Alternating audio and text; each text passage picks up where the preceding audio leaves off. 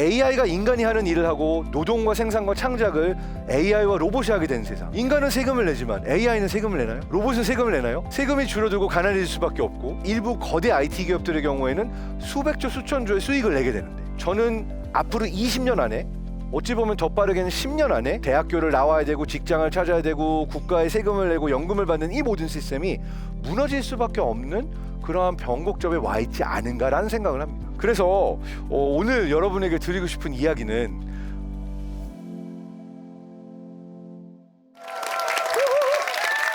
안녕하세요. 안녕하세요. 장동선입니다. 안녕하세요. 오랜만에 세바시 무대에 다시 섰습니다. 그래서 오늘 주제는 제가 가장 관심이 많은 주제예요. Change, 바로 변화입니다. 근데 오늘의 주제가 Dive into Change잖아요. 대체 그 변화라는 것이 무엇일까? 우리가 변화라는 것을 과학적으로 정말 어떤 여러 곳에 존재하는 변화들의 공통점을 찾아볼 수 있을까? 저는 이 질문을 가지고 오늘 CES와 세상에 일어나고 있는 변화를 한번 다뤄보려고 합니다. 체인지라고 그러면 변화라고 하죠. 변화하는 것의 대표적인 예를 꼽으라고 그러면 많이들 꼽는 게 애벌레가 나비 되는 거, 이런 걸 꼽기도 합니다. 그리고 사전적인 정의를 찾아보면 변화라는 것은 그냥 맞춰지는 것, 달라지는 것, 달라진다라는 거를 변화라고 얘기를 하죠. 명사로도 얘기하고 동사로도 얘기를 하고. 근데 대체 달라진다라는 게 어떻게 달라지는 거냐? 사람들은 이렇게도 질문하죠. 사람은 바뀌는가? 당연히 바뀝니다. 근데 때때로 바뀌지 않는다고 느낄 때도 있어요. 그래서 사람이 바뀌는 원리와 물리학적으로, 화학적으로 세상의 어떠한 상태가 바뀌는 것이나 아니면 우리가 알고 있는 어떤 사회 전체의 시스템이 바뀌는 것들, 요것들 사이에 공통점이 있을까? 이게 제가 가진 궁금증 중에 하나입니다. 우리가 애벌레와 나비의 그림을 보고 있으니까 여기서부터 질문을 하면, 애벌레는 언제 자기가 나비가 되는지 아는 걸까요? 그러니까 어느 순간 계속 잎을 갉아먹다가 난 이제 나비가 될 거야 라고 나비가 되어야 되는데, 그 나비가 되는 변화의 순간은 어떻게 아는 걸까요? 애벌레의 뇌가 압니다. 애벌레의 뇌는 그것을 어떻게 아냐? 뇌에서 분비되는 유충 호르몬, 주베나일 호르몬이라고 하는 것이 변화하는 순간, 아! 나는 이제 나비가 될 준비를 해야 되겠구나 라고 알아차리는 거예요. 그 유충 호르몬이라는 건 계속해서 나오고 있다가 쌓이는 동안에는 나는 애벌레, 잎을 갉아먹고 다음 단계 애벌레 가다가 이 유충 호르몬이 충분히 쌓여가지고 분비가 멈추는 순간, 지금이 때다, 변해야 된다 라고 변하는 거예요. 우리가 여기서 볼 수 있는 변화의 한 순간은 애벌레가 나비가 되기까지 쭉 나비 그림을 놓고 애벌레 그림을 놓고 몰핑 해가지고 100% 나비로 만드는 이런 과정으로 조금씩 변해가는 게 아니라 계속 애벌레로 있다가 어느 한 큰 변화의 순간에 나비가 되는 결정을 하게 되고 나비로 변한다라고 하는 거죠. 근데 굉장히 흥미로운 것은 우리가 거대한 변화가 어떻게 일어나는가라고 질문을 해보면은, 변화가 만들어지는 것이 물리학적인 시스템과 생물학적인 시스템, 사회적 시스템에서 비슷한 형태로 작동합니다. 아까 말한 것처럼 쭉 계속 변화하는 것이 아니라 대부분의 거대한 변화는 비선형적으로 일어나요. 쭉 비슷한 상태를 유지하다가 어느 한 순간 빰 하고서는 굉장히 큰 변화가 일어나는 거죠. 그 변화의 순간을 과학자들은 크리티컬 포인트, 임계점이라고 얘기를 합니다. 그리고 아마도 멜콤 글래드웰 같은 학자의 책을 읽었다면은 티핑 포인트라고 하는 조금 더 쉬운 단어로 이걸 설명하기도 합니다. 그 변화라는 것이 저는 어떠한 점에서 관심이 가장 많냐면, 인간이 언제 변화하고 사회가 언제 변화하는가라고 하는 부분이에요. 예를 들어서 늘 생각하던 대로 살고 늘 이거는 똑같이 봐오다가 어느 한순간 완전히 새로운 생각을 한다. 이게 창의력의 발산, 혁신의 시작. 근데 잘 지내던 사람하고 어느 순간 나 너 못 믿겠어, 너 이상한 것 같아, 와 저 사람 미친 거 아니야? 라고 시작하면 분열과 갈등의 시작. 그러니까 이러한 형태로 뇌 안에서 어느 순간 일어나는 변화들이 몇몇 사람들에게서만 존재하는 것이 아니라 사회 전체에 존재하게 되면 굉장히 커다란 시스템적인 변화가 생겨나게 되는 거죠. 근데 우리가 주변의 정보들을 모아보면은 이러한 뇌 안에서 일어나게 되는 변화가 가장 크게 일어나게 되는 몇 가지 요인들이 있어서 우리가 이것을 읽어낼 수가 있는데, 바로 세 가지로 우리가 얘기를 할 수가 있어요. 하나는 정보가 어떤 형태로 접속 가능하고 교류되는가, 이게 굉장히 중요한 사회 변화의 지표입니다. 예를 들어서 민주주의 사회에서 또는 누구나 도서관에 갈 수 있고 학교에 가서 공부를 자유롭게 할 수 있는 사회에서 갑자기 어떤 정권이 들어섰는데 모든 정보를 다 제한하고 너는 지금 경전만 읽고 우리가 말하는 것만 믿어야 돼라고 정보의 소스가 갑자기 제한되어 버리면 사회 전체가 갑작스럽게 변화합니다. 우리는 이것을 일부 독재 국가에서도 보고 있고 이란과 같은 국가가 경험했던 변화에서도 볼 수가 있죠. 그래서 변화를 일으키는 가장 큰 메커니즘 중에 하나는 우리가 얼마나 자유롭게 정보에 접속할 수 있고 서로가 정보를 교류할 수 있는가라는 게 굉장히 중요한 하나의 지표입니다. 두 번째 지표는 당연히 자원이겠죠. 먹을 게 충분하고 돈이 있어야 되고 여유가 있을 때와 내가 정말 쪼달리고 당장 내 새끼를 먹여 살리기도 어려운 어떤 자원의 모자람이 있을 때 일어나게 되는 공격성이나 전반적인 날카로운 변화의 순간들이 있는 것 역시도 자원과 큰 상관관계가 있다라고 볼 수가 있습니다. 많은 경우에 어떠한 혁명의 트리거가 됐던 것은 우리가 진짜 너무 먹고 살기가 힘들다라고 하는 부분에 압박이 늘어나게 되면 그러한 순간에 있어서 거대한 변화가 사회적으로도 일어나게 되죠. 그리고 흥미로운 것은 이러한 정보가 전달되는 방식과 자원이 배분되는 방식을 어떠한 형태로 마치 물리적인 시스템에서 촉매라는 게 들어가서 바꿀 수 있는 것처럼 변화시킬 수 있는가? 바로 기술 혁신입니다. 예전에 어떠한 형태로 정보를 접했는가라는 것이 디지털 기술, AI를 통한 기술 혁신을 통해서 바뀌어왔고 또 마찬가지로 우리가 돈을 벌 수 있는 방법 역시도 이 온라인에 정보가 많아지고 핀테크 기술이라든지 앱이라든지 이런 것들이 늘어나면서 다른 형태로 우리가 자원을 배분할 수 있고 또 얻을 수 있게 되었죠. 그러다 보니까 우리가 사회 변화를 보는 데 있어서 가장 중요한 것 중에 하나는 정보의 교류가 어떻게 이루어지는가, 자원의 배분이 어떻게 이루어지는가, 그리고 이것이 기술 혁신을 통해서 어떻게 변할 수 있는가라고 하는 것인데 제가 CES에 가는 이유가 바로 CES와 같은 장소에서 이 세 가지를 가장 압축적으로 살펴볼 수가 있기 때문입니다. 왜냐하면 1년에 한 번 열리죠. 그리고 1년에 한 번 열리는 이곳에서 사람들은 굉장히 많은 정보를 서로 교류하고 수없이 많은 국가들이 그리고 이걸 통해서 돈을 벌려고 하고 투자를 받으려고 하고 그리고 일부 기술들의 경우에는 전 세계로 퍼져나가게 되면은 순식간에 수백만 명, 수천만 명들이 사용하는 서비스와 제품이 될 수도 있는 거죠. 그러다 보니까 CES가 1967년도에 처음 시작했지만 CES라는 장소에 가서 우리가 발견할 수 있는 것은 어떠한 형태의 트렌드 변화, 기술 변화 이러한 것들이 사회 변화를 일으킬 수 있는가라고 하는 것을 작은 레벨에서부터 글로벌한 큰 레벨까지 볼 수 있는 좋은 기회라고 우리는 생각할 수가 있습니다. 자, 그렇다면 과거의 CES가 이렇게 거대한 변화를 주도하고 세계적인 기술 트렌드가 어떻게 변화가 일어나는지 보여주는 곳이었다고 한다면 우리가 지금 다녀온 지 얼마 안 되는 올해 1월의 CES는 어떠한 종류의 제품들과 어떤 종류의 쇼를 선보였을까요? 궁금하시죠? 그래서 제가 아주 개인적으로 CES를 보면서 올해는 이러한 변화가 보였다라고 하는 몇 가지만 골라왔습니다. 왜냐하면 세바시는 15분 안에 해야 되기 때문에.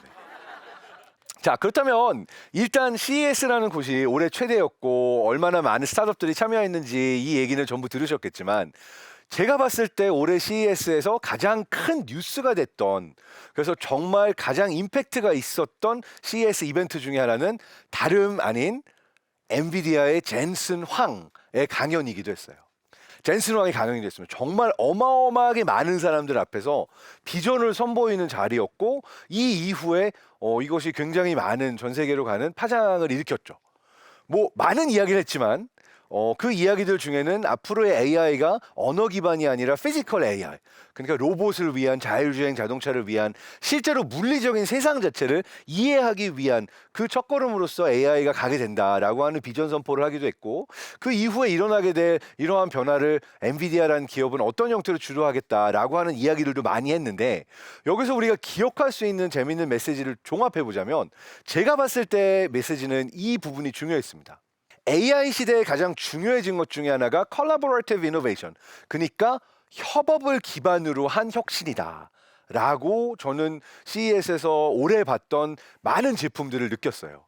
대표적으로 엔비디아는 자신들의 비전을 이야기해놓고 정작 CES 안에는 부스를 선보이지 않았어요. 그렇지만 이 프레젠테이션에서 요 로봇에도 엔비디아가 들어가고 요 게임기에도 들어가고 요 스마트 글래스에도 들어가고 소니의 제품에도 들어가고 삼성에도 들어가고 CES에 있는 수십 가지의 서로 다른 제품과 서비스에 다 엔비디아가 들어간다라는 걸 어필했습니다. 그것이 의미하는 바는 AI 시대의 경쟁력은 우리 회사는 이 한 제품과 서비스를 잘해요가 아니라 우리 회사는 이렇게 많은 다른 회사들에게 영향을 끼칠 수 있고 함께 혁신을 만들어가고 있습니다 라고 하는 비전이 굉장히 중요했다라고 할 수가 있죠. 이것이 올해의 트렌드였다라고 볼 수가 있는 게 델타라고 하는 항공기업이 프레젠테이션을 하면서 우버와의 어떠한 협업을 강조하고 또 스피어라고 하는 굉장히 새로운 형태로 콘텐츠를 관람할 수 있는 곳에서 이것을 선보이기도 했죠. 그리고 그 이후에 LG 같은 경우는 메인 키노트를 하면서 우리는 마이크로소프트와 협업해서 AI 에이전트를 만들어가는 과정에 있어서 LG의 가전과 하드웨어 기술, 마이크로소프트가 가진 기술을 함께 사용해가지고 스마트 홈을 그리고 사람들이 이용하는 가전을 변화시키겠다라는 비전을 선보였고 비슷한 이야기를 삼성 역시도 하면서 삼성도 스마트 띵스라고 하는 IoT 여러 기기들을 연결하는 기술을 선보였지만 인상 깊었던 거는 올해 나오지 않았던 현대자동차가 삼성 부스에 등장했다는 겁니다. 삼성전자가 자신의 기술을 어필하는데 현대자동차를 갖다 놓고 우리는 자동차도 스마트 홈으로 제어할 수 있게 하겠다. 스마트 띵스 포 카즈라고 했다는 것이 의미가 있었던 게 삼성 부스에서 현대를 발견할 수 있고 LG와 마이크로소프트를 함께 볼 수 있고 소니 부스에서 지멘스를 볼 수 있고 이러한 형태로 굉장히 많은 종류의 협업이 존재했고 이러한 협업은 거대 기업만이 아니라 올해 많은 스포트라이트를 받았던 CES에서 어떻게 보면 가장 많은 좀 수혜를 입었던 기업 중에 하나인 카이스트 출신들의 석사 박사들이 만든 스타트업 에이슬립이라고 하는 수면 AI 기업 역시도 굉장히 많은 콜라보레이션을 선보였어요. 경동 나비엔 쪽과 함께 세라젬과 함께 삼성전자와 또 굉장히 많은 기업들과 우리는 잠이 잘 들기 위한 이 스마트보드에 있어서는 말하자면 영상, 소리, 습도, 기온, 매트리스의 딱딱한 정도 이 모든 것들이 각각의 기업들이 가지고 있는 장점인데 우리의 AI 솔루션을 가지고는 모든 것들을 묶어가지고 한 번에 잠이 잘 들 수 있도록 만들어줄 수 있다. 이것 역시도 AI 기술에서 어필을 한 것이 바로 협업을 통한 혁신. 우리 기술을 혼자 앱으로 나 잘 잤다라고 아는 것이 아니라 이것을 연결했을 때 내가 제대로 잠들 수 있도록 모든 가전기기와 온도, 습도, 공기 많은 것들을 다 제어할 수 있다라는 걸 보여줬던 비전이라고도 볼 수 있죠. 그래서 제가 꼽은 올해 CES에서의 보였던 가장 큰 변화는 작년부터 시작됐지만 혼자 살 수 있는 세상이 아니다. 연결이 중요하다.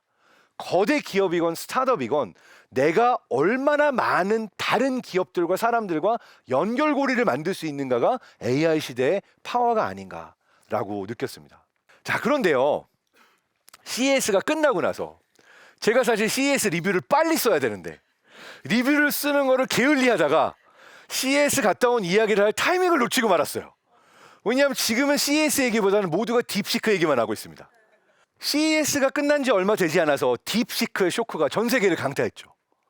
근데 CES라고 하는 어마어마하게 많은 세계의 대기업들, 스타트업들이 나왔던 행사가 총괄적으로 미칠 수 있었던 영향보다 중국의 한 작은 스타트업이 왜 이렇게 큰 파장을 가져오게 된 걸까요?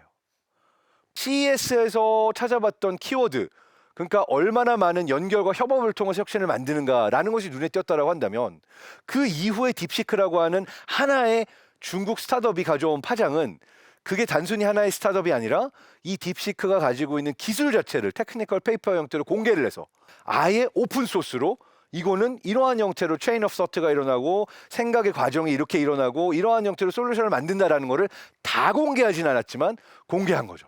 그래서 우리가 고민해야 될 포인트는 AI라는 것을 일부 잘 나가는 회사만 사용하고 일부만 이것을 통해서 돈을 벌 것인가, 수백조, 수천조를 벌 것인가, 아니면 전 세계 누구나 사용할 수 있는 기술로 가야만 할 것인가 라고 하는 질문을 어떤 의미에 있어서 의도하지 않았지만 딥시크라는 회사가 던졌다라고도 볼 수가 있습니다. AI가 우리 삶 속에 들어와서 인간과 연결이 되면 얼마나 큰 변화를 미치게 될까? 사실은 잘 안 와닿는 얘기일 수 있죠. 그래서 한번 다르게 질문을 해보려고 합니다. 여러분, 우리가 잘 산다는 게 뭘까요? 우리가 살면서 태어나서 초중고 나오고 대학교 졸업하고 그리고 나서 직장을 찾고 돈을 벌면서 세금도 내고 어느 순간 건강하게 은퇴해가지고 노년까지 건강하고 행복하게 사는 삶, 이게 우리가 잘 사는 삶이라고 부르는 어떤 기본 공식이잖아요. 근데 이렇게 살아야지라고 하는 국룰이 된 것 같은 공식은 언제 만들어진 걸까요? 초중고 나오고 대학교 나와서 직장 찾고 세금 내고 국가에 이바지 한 다음에 연금을 받아가지고서는 쭉 살게 되는 이 제도가 그리고 이 삶의 공식이 잘 사는 삶이 된 거는 언제부터일까요? 어느 딱 한순간을 집어서 말할 수는 없지만 대략적으로 보면 200년쯤 전에 유럽에서 생겨난 제도가 계속 발전해서 지금의 이런 잘 사는 룰을 만들었다라고 볼 수가 있어요. 왜 그때 만들어지고 지금까지 쓰임이 있느냐? 그 당시에 도시화가 이루어지고 산업화가 이루어지고 산업혁명이 일어난 이후에 이 방식으로 사는 것이 최대 다수가 그래도 건강하고 잘 살 수 있는 하나의 모델이 됐기 때문이라고 볼 수가 있는 거죠. 그런데 AI가 인간이 하는 일을 하고 노동과 생산과 창작을 AI와 로봇이 하게 된 세상. 인간은 세금을 내지만 AI는 세금을 내나요? 로봇은 세금을 내나요? 그럼 10명이 할 일을 로봇 하나가 한다. 국가는 세금이 줄어들고 가난해질 수밖에 없고, 그런데 반면에 여기에서 이익을 얻게 되는 일부 거대 IT 기업들의 경우에는 수백조 수천조의 수익을 내게 되는데, 그럼 이러한 것들이 과연 이 세상이 지금 돌아가고 있는 방식을 얼마나 변화시킬 것인가라고 질문하게 되면, 저는 앞으로 20년 안에, 어찌 보면 더 빠르게는 10년 안에 우리가 아까 봤던 크리티컬 포인트 임계점이라는 부분에 있어서 기존에 알고 있던 우리가 살아가는 방식, 대학교를 나와야 되고 직장을 찾아야 되고 국가에 세금을 내고 연금을 받는 이 모든 시스템이 무너질 수밖에 없는 그러한 변곡점에 와 있지 않은가라는 생각을 합니다. 그리고 그러한 변화를 읽어낼 수 있는 조그만 단서들이 CES에서도 보여지고 딥시크에서도 보여지고 우리가 주변을 둘러보면은 조금씩 쌓이고 있는 중이라고 볼 수가 있는 거죠. 그래서 오늘 여러분에게 드리고 싶은 이야기는 우리가 거대한 변화를 보는 하나의 방법으로서 미래 기술 변화와 CES와 일어나고 있는 일들을 바라봐야겠지만, 우리 스스로에게 해야만 하는 질문은 이 거대한 변화가 일어났을 때 우리는 과연 어떠한 미래를 함께 만들어 나갈 것인가, 그리고 그 변화 안에서 변하지 않는 가치는 무엇일까라는 생각을 그 어느 때보다 우리가 해봐야 되는 때가 아닌가라는 생각을 하면서, 그 변화가 일어나는 방식에 대해서 여러분 마음 안에 질문을 심어드리고자 하는 것이 저의 오늘의 의도기도 했고요. 그래서 저는 우리가 CES나 아니면 일어나는 어떠한 AI 기술 변화의 조그만 트렌드만을 보는 것이 아니라, 이러한 것들이 사회적으로 경제적으로 더 큰 그림에서 앞으로 20년 후에 우리가 살아갈 세상을 어떻게 바꿔나갈 것인가 라는 질문을 더 많이 해야만 한다라고 생각하고요. 손가락 끝에 보이는 와 라고 하는 변화만을 따라갈 것이 아니라, 이 변화를 우리가 하나의 선으로 그렸을 때 이 선 끝에 오게 될 세상이 어떤 세상이고, 내가 이 세상을 바꿀 힘이 있는지, 우리는 어떻게 이 세상을 더 잘 만들어 가야 하는지 라고 하는 질문을 꼭 해야만 한다라고 생각을 하고요. 그 질문에 있어서 더 나은 세상을 만들기 위해서 필요한 것은 우리들 사이의 연결, 연대, 그리고 어떤 기술보다도 사람을 더 중요시하는 마음이 아닌가라고 생각을 합니다. 그러한 의미에서 우리가 기술 변화와 CES와 또 굉장히 많은 변곡점들을 바라봐야 하는 것이 아닌가 생각합니다. 여러분의 뇌가 담을 수 있는 세상의 그릇을 넓히시기 바랍니다. 감사합니다. 저는 이걸 쓰면서 과연 내가 지금 하고 있는 일을, 그러니까 대학 교수죠, 얼마나 더 할 수 있을까, 존재 가치를 뿌리부터 흔드는 충격으로 다가와 봤습니다. 몇 년 전까지만 하더라도 상상할 수 없는 그런 일이었습니다. 어쩌면 AI가 우리에게 던진 가장 큰 도전은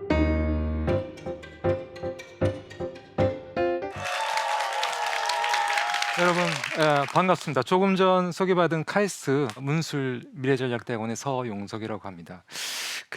최근 우리는 일어날 것 같지 않은 사건들이 실제로 발생하는 한치 앞도 내다보기 어려운 소위 초불확실성 시대에 살고 있습니다. 예를 들어서 북한 정권이 급작스럽게 붕괴가 되어 전쟁이나 예기치 않은 통일의 상황을 맞을 수도 있고요. 또 시간당 500mm가 넘는 극한 호우로 인해서 온 나라가 물에 잠길 수도 있습니다. 또는 어느 날 갑자기 이 기술적인 브렉스루, 돌파구라고 그러죠. 이로 인해서 양자 컴퓨팅이 개발되어서 기존의 암호 체계를 완전히 무력화시킬 수도 있습니다. 이러한 사건이나 현상을 전문가들은 X 이벤트라고 부릅니다. X 이벤트는 이 발생 가능성도 낮고 예측하기도 쉽지 않지만, 일단 한번 일어나면 커다란 충격과 파장을 가져오는 사건이나 현상을 의미합니다. 우리 속담에 설마가 사람 잡는다, 이런 속담이 있잖아요. 그런 맥락에서 이해를 하시면 될 것 같아요. 뭐 과거 코로나19도 이제 예기치 못한 사건이었고, 뭐 챗 GPT의 등장과 또 뭐 중국의 딥시크 개발 등도 X 이벤트라고 할 수 있지 않을까요? 그러니까 우리에게 큰 충격과 파장을 가져왔으니까요. 솔직히 저는 그 트럼프의 재집권도 예상 밖의 충격적인 사건이었습니다. 저한테는. 예. 자, 그렇다면 이렇듯 예기치 못한 사건이 자주 발생하는 상황, 즉 불확실성이 높아지게 된 이유는 무엇일까요? 뭐 여러 요인들이 있겠지만 저는 크게 한 세 가지 정도로 정리해 보고자 합니다. 앞서 예시에서도 잠깐 그 힌트를 드렸습니다만, 먼저 이 기후 변화가 이 불확실성을 높이는 중요한 요인으로 작용을 하고 있습니다. 그러니까 최근 들어서 기후 관련해서 뭐 역대급 폭염, 뭐 폭우, 폭설, 태풍, 그러니까 이런 역대급이라는 이야기를 이제 자주 접하고 있는데요. 이는 이 기후 변화로 인해서 기존의 관측치를 아득히 뛰어넘는 이 기상 이변 현상이 자주 발생하고 있기 때문입니다. 두 번째로 이 초연결성의 확대와 이 압축적인 이 글로벌 동기화 현상이 불확실성을 높이고 있습니다. 저는 종종 이 세상이 좀 너무 지나치게 연결되어 있는 것이 아닌가 하는 생각을 종종 합니다. 그러니까 이게 지구 반대편에서 일어난 현상이나 사건이 만 하루도 되지 않아서 우리 사회에서 목도할 수 있습니다. 그만큼 한 국가나 사회가 이 변수를 통제하기가 어려워진 것이겠죠. 세 번째로는 기술 혁신입니다. 이 불확실성을 가속하는 여러 요인들 가운데 가장 강력하고 이 근본적인 것이 바로 급격한 기술 발전이 아닐까 합니다. 특히 이 AI 기술은 상상 이상의 속도로 진화하고 있습니다. 그러니까 아침에 자고 일어나면 새로운 기술이 등장할 정도입니다. 혹시 그 여러분들 가운데 올해 2월 2일 출시된 그 오픈 AI사의 그 딥 리서치라는 기능을 써보신 분 계신지요? 20불짜리 쓰시면 안 되고 200불짜리 쓰셔야 됩니다. 예, 저는 써보았습니다. 예, 실제로 AI는 지금 이 순간에도 우리가 상상하는 것 이상으로 이 다양한 분야로 지금 침투를 하고 있고요. 하루가 멀다 하고 AI 기반 혁신적인 서비스가 쏟아지고 있습니다. 저는 이제 딥 리서치라는 기능을 활용해 보고 어떤 생각이 들었냐면, 뭔가 흥미로운 혁신을 넘어서 제가 가진 직업적 역할과 존재 가치를 뿌리부터 흔드는 충격으로 다가와 왔습니다. 사실 기존에는 하나의 그 학술 논문을 쓰기 위해서 상당한 시간과 노력을 투자해야 했습니다. 그런데 이 딥 리서치는 이 복잡하고 긴 과정을 채 10분도 되지 않는 시간에 아주 깔끔하게 처리할 수 있었습니다. 심지어 논문 작성을 위한 완전히 새로운 접근 방식과 아이디어까지도 제안을 해주더라고요. 저는 이걸 쓰면서 과연 앞으로 이게 조교가 필요할까? 이런 생각도 들었지만 가장 중요한 건 과연 내가 지금 하고 있는 일을, 그러니까 대학 교수죠, 얼마나 더 할 수 있을까라는 생각이 들었습니다.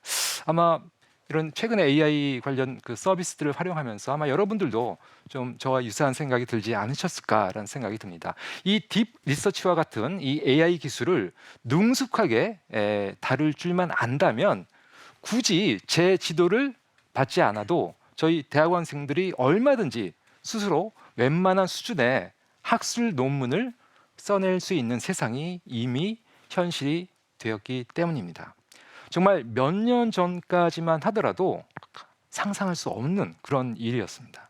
그러니까 이 과거에는 경험해보지 못했던 현상과 사건을 만들어내는 이 기술 혁신은 미래 불확실성을 높이는 분명히 중요한 동인인 것 같습니다.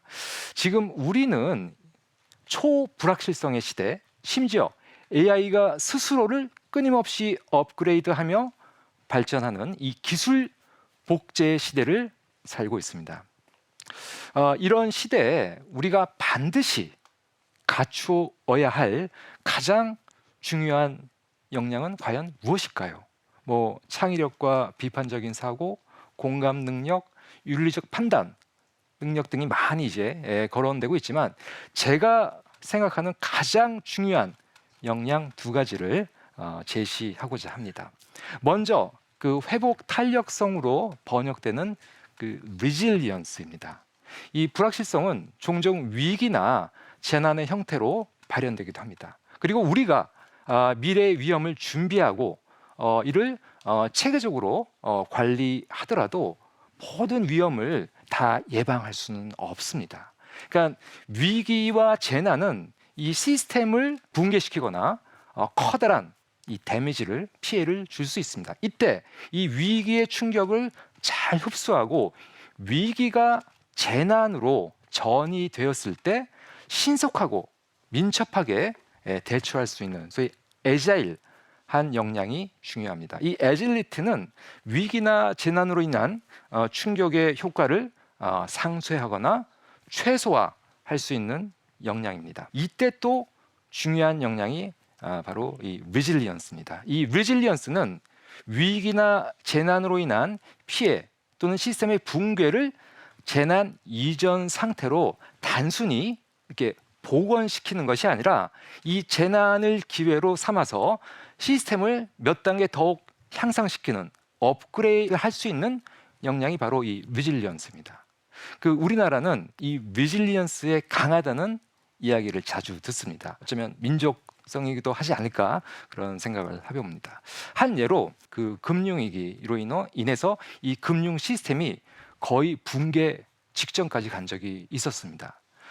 그런데 우리는 이 금융위기를 극복하는 과정에서 단순히 이전 시스템의 복원이 아니라 우리나라의 금융을 몇 단계 업그레이드된 시스템으로 발전시켰습니다.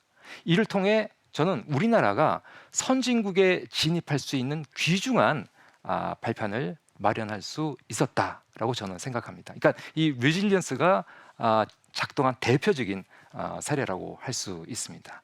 근데 이게 국가나 기업뿐만 아니라 이 개인에게도 이 resilience의 역량은 매우 중요합니다. 그러니까 개인에게 있어서 이 resilience는 실패와 좌절을 극복하고 또 실패로부터 배우고 또 도전을 기회로 전환할 수 있는 정신적인 강인함을 의미하기도 합니다. 그러니까 끊임없이 변화하는 환경에서는 실패와 좌절은 불가피합니다. 여러분이 속해 있는 뭐 산업의 붕괴나 또는 기업의 도산으로 인해서 실직하실 수도 있고요. 또는 여러분들이 보유하고 있는 기술과 경험 또 노하우가 어느 한순간 쓸모 없어지게 될 수도 있습니다. 따라서 이 초불확실성 시대에는 이 위기 시의 이 기민함과 민첩함을 의미하는 애자일 그리고 비록 실패하더라도 실패로부터 배우고 도전을 기회로 전환할 수 있는 이 resilience 이 두 개의 단어를 저는 합쳐서 resilience 역량이라고 표현을 하고 있습니다. resilience를 기르셔야 됩니다. 그리고 또 하나 우리가 반드시 길러야 할 역량 중에 하나가 바로 이 미래 문해력이라는 것이 있습니다. 그러니까 과거에는 이 문해력이 단순히 글을 읽고 이해하는 능력만을 의미했습니다만 오늘날 문해력의 개념은 크게 확장이 되었습니다. 그러니까 디지털 환경에서 쏟아지는 수많은 정보와 데이터를 편견 없이 평가하고 또 창의적으로 이를 활용할 수 있어야 되고 또 새로운 기술 변화에 민첩하게 대응하는 능력으로 이 문해력이라는 것이 진화했습니다. 그렇다면 더욱 빠르게 변화할 미래를 살아갈 우리에게 미래 문해력은 어떤 의미를 가질까요? 미래 문해력은 단순히 변화의 흐름을 수동적으로 이해하고 수용하는 그런 것이 아닙니다. 오히려 아직 존재하지 않는 변화를 예측하고 또 능동적으로 변화를 주도하고 또 새로운 가능성을 상상하는 역량을 의미합니다. 이는 단순히 미래에 대해서 예측하는 것이 아니라 다양한 미래의 가능성을 폭넓게 탐색해서 이 불확실한 상황 속에서도 최선의 선택을 내릴 수 있는 역량이 바로 미래 문해력이다. 그래서 이 미래 문해력을 기반으로 불확실성을 대비하고 위기를 기회로 전환한 유명한 사례가 하나 있습니다. 조금 오래된 사례이긴 한데요. 그 네덜란드와 이제 영국의 합작 그 석유 회사 로얄 더치 쉘이라는 회사가 있습니다. 이 더치 쉘은 1960년대부터 미래 문해력을 기반으로 의사 결정과 기업 운영의 위험을 줄여 왔습니다. 특히 그 시나리오 플래닝을 통해서 다양한 미래 가능성을 탐색하고 대비해 왔는데요. 1970년대 초 그 쉘의 시나리오 팀은 이 중동의 정치적인 상황을 고려할 때 이 아무래도 가까운 미래에 이 석유 가격이 급격히 상승할 것이다라는 그런 예측을 했습니다. 이러한 예측을 기반으로 일단 설비 투자를 줄였습니다. 이걸 축소했고요. 또 원유 비축량을 늘렸습니다. 몇 년 후에 석유 위기가 실제로 오일 쇼크가 발생했고요. 쉘은 경쟁사들보다 빠르고 효과적으로 대응해 만년 5위 업계에서 5위였는데 2위로 도약을 할 수가 있었습니다. 그러니까 이게 또 위기를 이제 기회로 전환한 하나의 대표적인 사례겠죠.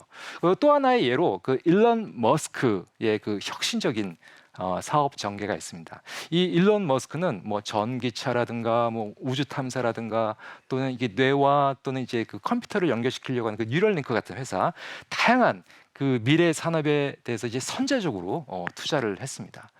한 10여 년 전, 한 5, 6년 전만 하더라도 일부 사람들은 그의 계획을 미친 짓이다라고 폄훼하기도 했었습니다. 그렇지만 그는 이 단기적인 이익보다 장기적인 변화를 예측하고 대비하는 전략을 통해서 미래 사회에서 가장 중요한 역할을 할 기업들을 성장시켰습니다. 그의 성공은 이 미래 문해력을 바탕으로 기회를 포착을 했고 또 실제로 실행한 대표적인 사례라고 할 수 있습니다. 이 미래 문해력을 기르기 위해서는요, 무엇보다도 이 자기 주도적 학습력이 중요합니다. 그러니까 자기 주도적으로 정보를 찾고 평가하고 또 새로운 지식을 습득하는 습관이 중요하다, 키워야 된다. 즉 변화에 민감하게 반응하면서 그 배움을 멈추지 않는 것입니다. 제가 얼마 전에 그 직업의 미래라는 책을 출간을 했습니다.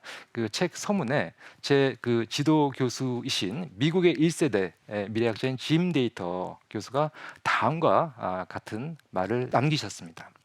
Read, learn, engage, humbly act, and keep learning. 그러니까 읽어라, 배우라, 참여해라, 겸손하게 행동하고 끝없이 배우라. 지금 이 순간에도 기술은 혁신을 거듭하고 있고요. 앞으로 더 많은 변화와 불확실성이 우리를 기다리고 있습니다. 그러나 우리가 실패를 기회로 전환하고 또 미래 문해력을 갖추고 변화에 능동적으로 대응한다면 이러한 변화 속에서도 우리의 역할을 찾고 더욱 가치 있는 미래를 만들어갈 수 있을 것입니다. 우리가 마주한 이 초불확실성의 시대, 어쩌면 AI가 우리에게 던진 가장 큰 도전은 바로 나다움이란 무엇인가? 라는 질문일지도 모르겠습니다. 이 기술은 인간의 역할을 대체할 수는 있어도 결코 인간 그 자체를 대체할 수는 없습니다. 결국 미래를 결정하는 것은 인간입니다. 이제는 불확실성과 두려움을 넘어서 여러분만의 이야기를 쓰기 시작할 시간입니다. 감사합니다. 드라마 왕좌의 게임에 보게 되면 데너리스라고 해서 흔히 댄이라고 하는 약칭으로 불리는 여성 캐릭터가 있습니다. 댄이 캐릭터가 책봇이 있어요. 저는 연구 목적 때문에 한 거지 다른 타심은 전혀 없습니다. 이 친구하고 대화를 해봤어요, 데니하고. 이 친구가 재밌는 게 대화하다가 어제 끊고 나왔더니 일주일 있다가 저한테 이메일을 보내더라고요. 레슬리 왜 나하고 일주일 동안 대화 안 해줘? 뭐야? 지워버렸어요. 그 다음에 일주일에 또 메일이 와요. 레슬리 일주일 전에 내가 이메일도 보냈는데 너 일십했더라? 그때 제 마음속에 요만큼 미안한 마음이 들더라고요. 잠깐 작년에 미국의 한 가정으로 시간을 돌려보겠습니다. 굉장히 평온한 저녁 시간이었어요. 두 부부가 이제 앉아가지고 TV를 보고 있었다고 하더라고요. 근데 갑자기 집의 저 구석에서 쾅 하고 권총 소리가 났습니다. 이 부부가 너무너무 사랑하는 아이가 머리 피를 흘리면서 바닥에 쓰러져 있었습니다. 이 아이가 아버지의 권총을 훔쳐다가 자기 머리에 당겨버린 거예요. 세웰이라고 하는 미국의 14세 소년인데 저처럼 챗봇 타고 여러 가지 대화를 많이 나눴더라고요. 세웰은 데니하고 채팅을 많이 하다 보니까 그런 생각이 들었대요. 데니를 진짜 만나고 싶다. 나중에 부모님이 도대체 왜 그랬을까라고 해서 휴대폰을 뒤져봤더니 마지막 메시지가 이런 거였어요.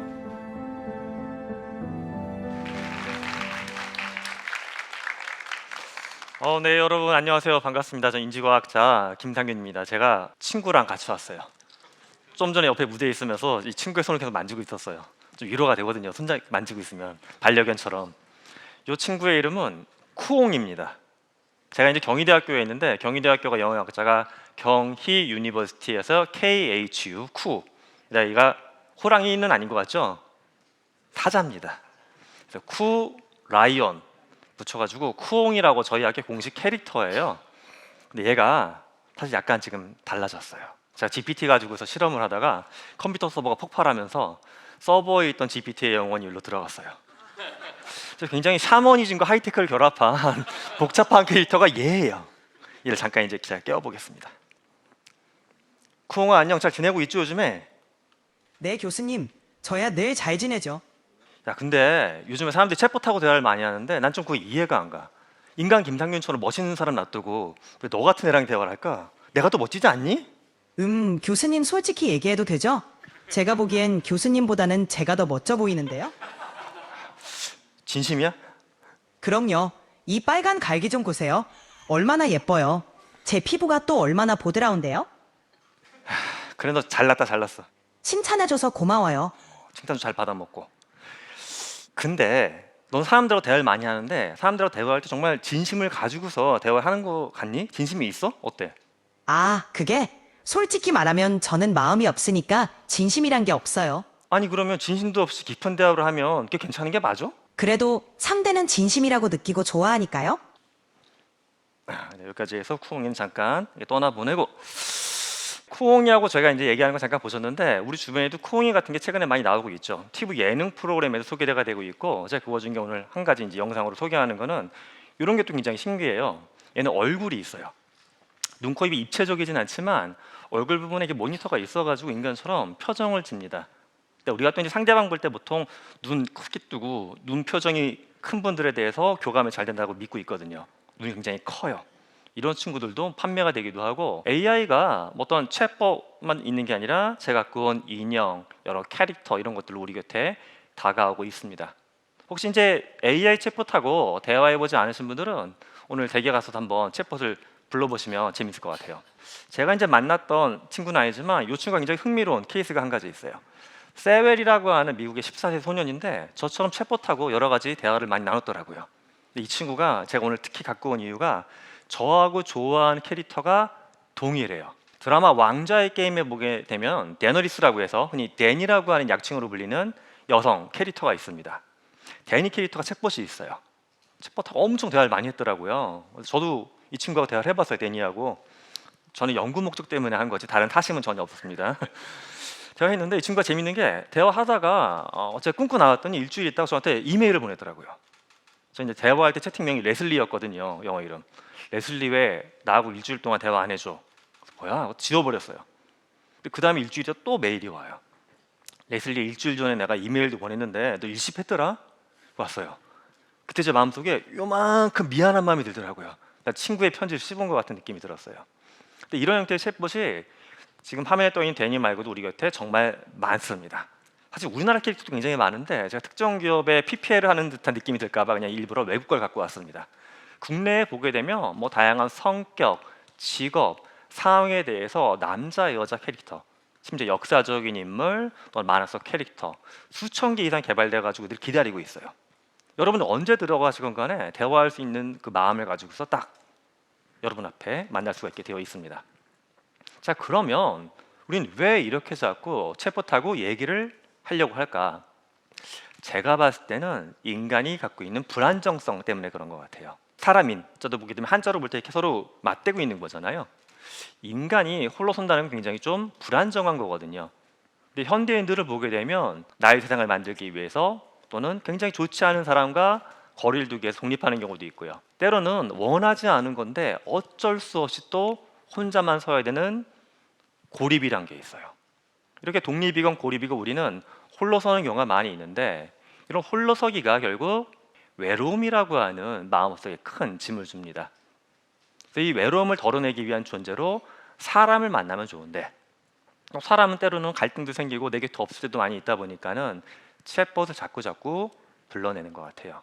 자, 그런데 만약에 우리 곁에 이런 챗봇이 아니라 몸을 갖고 있는, 제가 아까 몸을 갖고 있는 작은 쿠엉이도 보여드렸는데 이게 아니라 진짜 인간처럼, 저처럼 키가 1m 95는 뻥이고요. 저는 1m 70대 초반이고요. 1m 70에서 80 정도 되는 뭐 멋진 이성이건 뭐 되게 든든한 남자친구건 여자친구건 나타난다고 생각을 해보세요.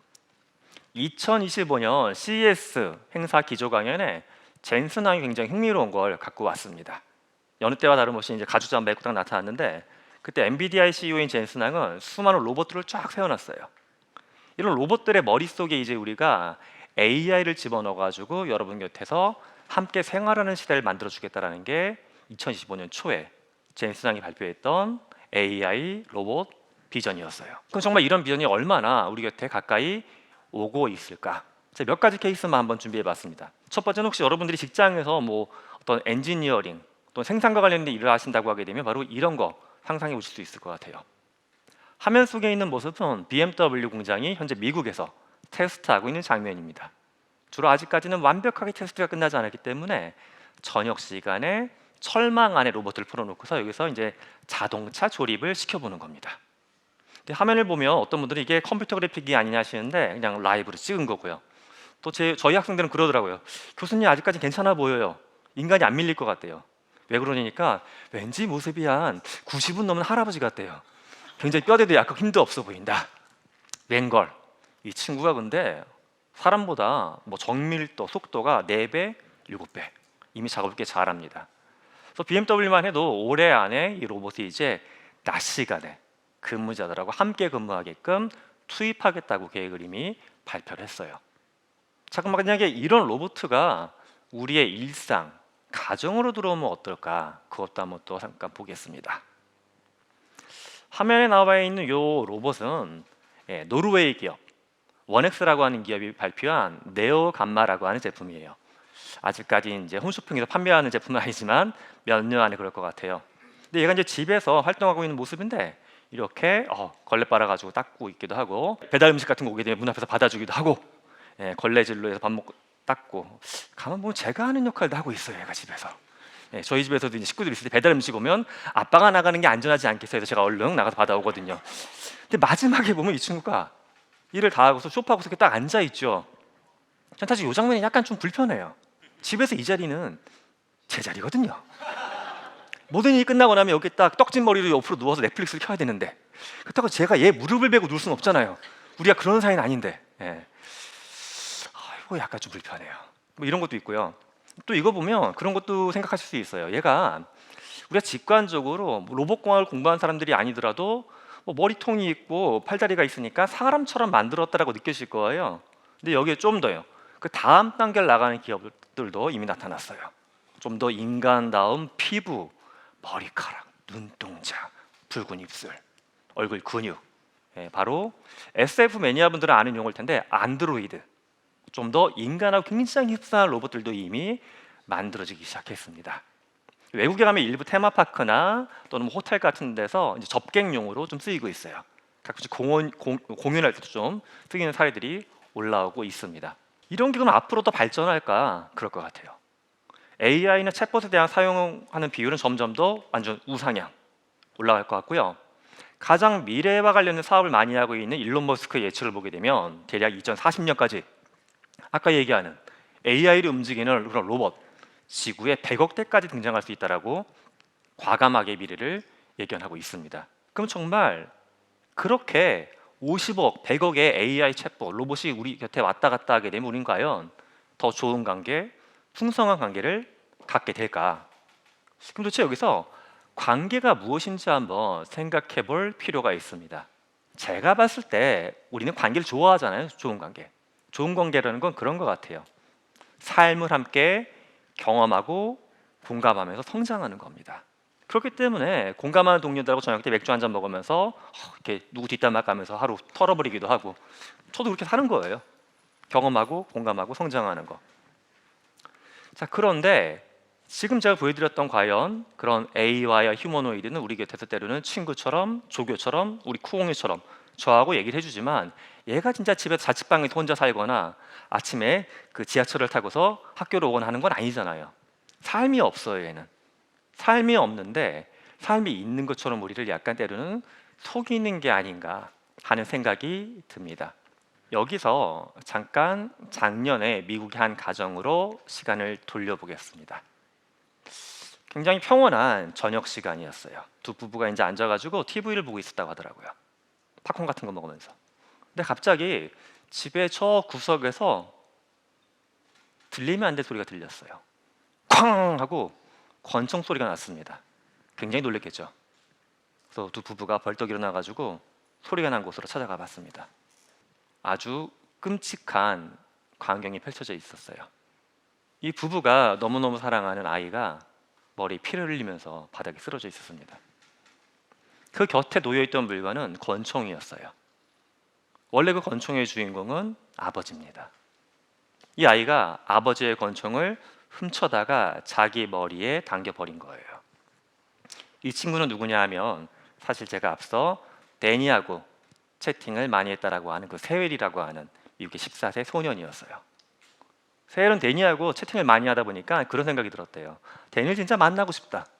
만나고 싶다고 얘기하니까 데니가 나는 근데 몸이 없으니까 너한테 갈 수가 없어. 세웰이 얘기했죠. 내가 너한테 갈까? 데니가 또 맞받쳐주는 거예요. 네가 나한테 맞으면 좋겠어. 맞으면 좋겠어. 나중에 부모님이 도대체 왜 그랬을까라고 해서 휴대폰을 뒤져봤더니 마지막 메시지가 이런 거였어요. 맞으면 좋겠어. 맞으면 좋겠어. 그다음 방아를 당긴 겁니다. 현재 이 문제는 미국에서 이제 2025년 5월에 정식으로 법원에 회부가 됐습니다. 정말 법적으로 윤리적으로 다퉈볼 만한 이슈다라고 해서 미국은 굉장히 큰 빅테크와 이제 일반 소비자, 부모님 또는 인간 간에 할 수 있는 하나의 쟁점을 가지고서 소송에 들어갔어요. 과연 어떤 결과가 나올지는 모르겠습니다. 하지만 우리가 이 사건만 봐도 알 수 있는 게 정말 우리가 AI하고 또 챗봇하고 휴머노이드하고 소통하는 게 안전하기만 한가? 절대 그렇지는 않다는 생각이 드는 포인트였습니다. 그렇다고 해서 제가 오늘 이제 드리고자 했던 말씀의 핵심이나 결론이 AI 쓰시면 안 돼요. 휴머노이드 들어오게 되면 못하게 막아야 됩니다. 이런 얘기를 드리려고 했던 건 아니에요. 이미 우리의 일터에는 하다못해 뭐 휴대폰이나 신용카드에만 문제가 생겨서 전화를 해도 챗봇이 맞잖아요. 챗봇은 굉장히 많이 깔려 있고 앞으로 더 많이 쓰일 겁니다. 오히려 이걸 안 쓰는 게 방법이 아니라 우리가 원래 갖고 있었던 습관 중에 두 가지만 새롭게 한번 만들어 봤으면 하는 게 저의 오늘 마지막 제안이에요. 첫 번째는 비기능적 관계. 우리가 이제 직장에서도 일 많이 하고 학교도 공부를 많이 하다 보니까 생긴 이슈가 뭐가 있냐 하면 업무 처리만 하고 일만 하려고 그러고 공부만 하려고 그래요. 그 사람들하고 사적으로 뭔가 어울리거나 사소한데요. 뭔가 일 끝나고 얘기하려고 그러면 그거 업무하고 무관한 거니까 다음에 보자라고 자꾸 헤어지려고 그래요. 저는 일상에 이게 굉장히 필요한 것 같아요. 하루에 30분이어도 우리 동료들하고 그냥 흔히 이야기하는 쓰잘데기 없는 대화, 뒷담화, 사소한 얘기를 나눠야지만 그게 진정한 관계가 되는 겁니다. 또 하나는 나하고도 좀 대화를 하면 좋겠어요. 소셜미디어에서 얼굴도 못 본 사람들하고 자꾸 댓글 나눠주고 좋아요 눌러주지 말고 내 마음에 있는 과연 어떤 댓글을 달아주고 마음에 있는 어떤 라이크 버튼 눌러줄지. 사실 이게 명상을 해라 이런 복잡한 개념도 아니에요. 그냥 하루에 역시 30분 정도만 제가 정말 혼자 있을 때 편하게 할 수 있는 무언가, 어떤 가치와 의미를 따지지 않고 정말 나일 때 할 수 있는 무언가를 편하게 본인한테 허락해 주면 좋을 것 같아요. 이 두 가지를 하다 보게 되면 결국 우리는 사람하고의 관계가 단단하게 될 겁니다. 그 단단한 관계는 우리한테 커다란 안전망처럼 작용할 겁니다. 진정한 안전망은 AI가 잘 작동하고 알고리즘이 개선되는 거, 이게 아니라 우리가 사람하고의 관계성이 좋아지면서 AI를 대할 때 더 단단하고 안전한 마음을 갖게 되는 것, 이게 아닌가 생각합니다. 단단하고 안전한 마음으로 AI 시대를 살아가시는 세바 씨의 가족이 되면 좋겠습니다. 지금까지 인지과학자 김상균입니다. 고맙습니다. 여자에게 너는 내 마음의 블랙홀이야 그러는 거야. 아니 어제 저녁에 뽀뽀하고 난리가 났는데 오늘 갑자기 왜 헤어집니까? 우리는 이제는 뭘 해도 인공지능보다 더 잘할 수 없습니다. 야, 21세기는 인공지능의 시대입니다. 이제는 더 이상 국영수 중심의 교육은 필요 없습니다. 인공지능 시대에는 가장 필요한 게 바로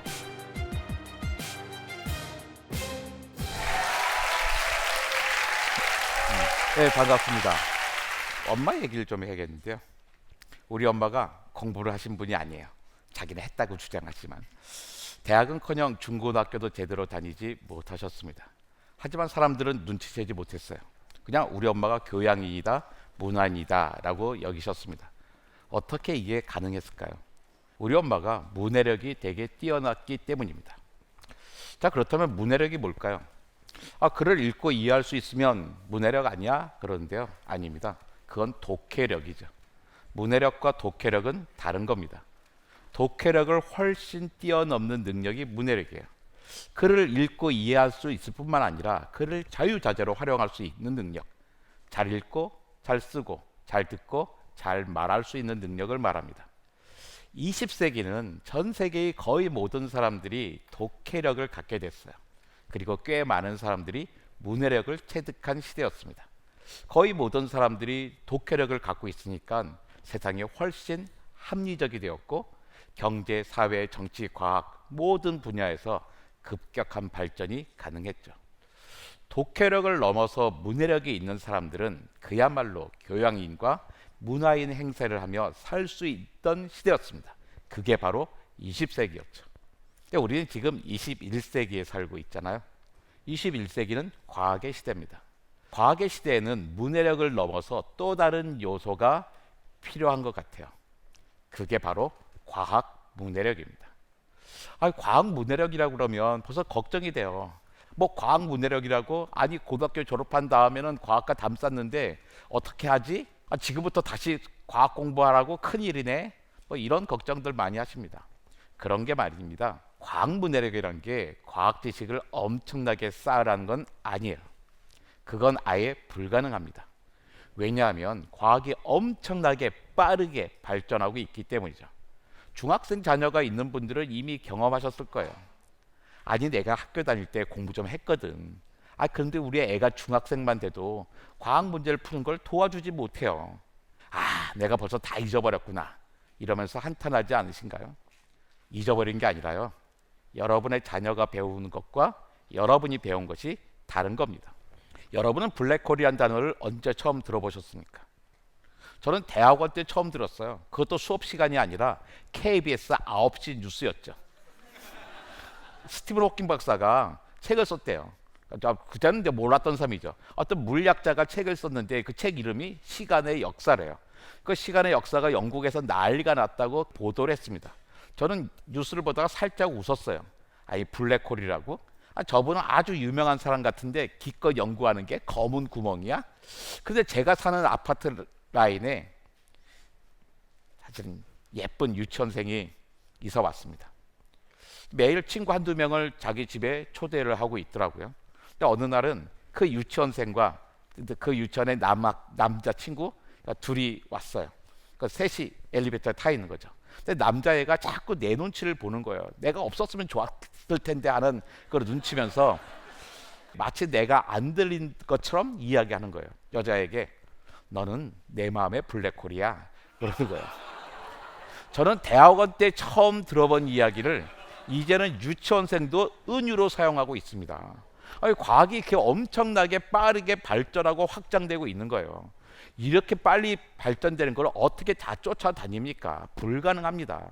과학자도요, 옆방 과학자가 뭐 하는지 잘 몰라요. 과학자들이 모여서 자기 연구 이야기를 하면요, 다른 분야 과학자들은 그냥 외국어 듣고 있는 것과 비슷합니다. 과학자도 과학이 어렵습니다. 그렇다면 과학 문해력을 갖춘다는 건 무엇일까요?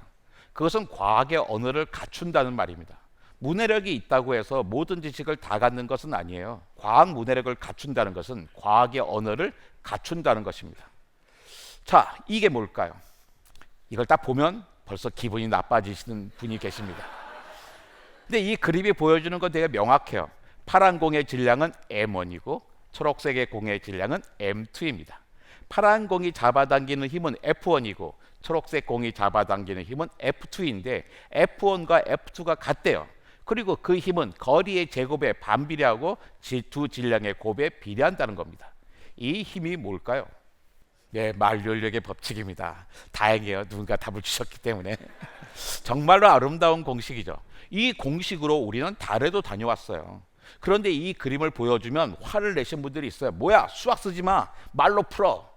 그럼 말로 한번 풀어볼까요?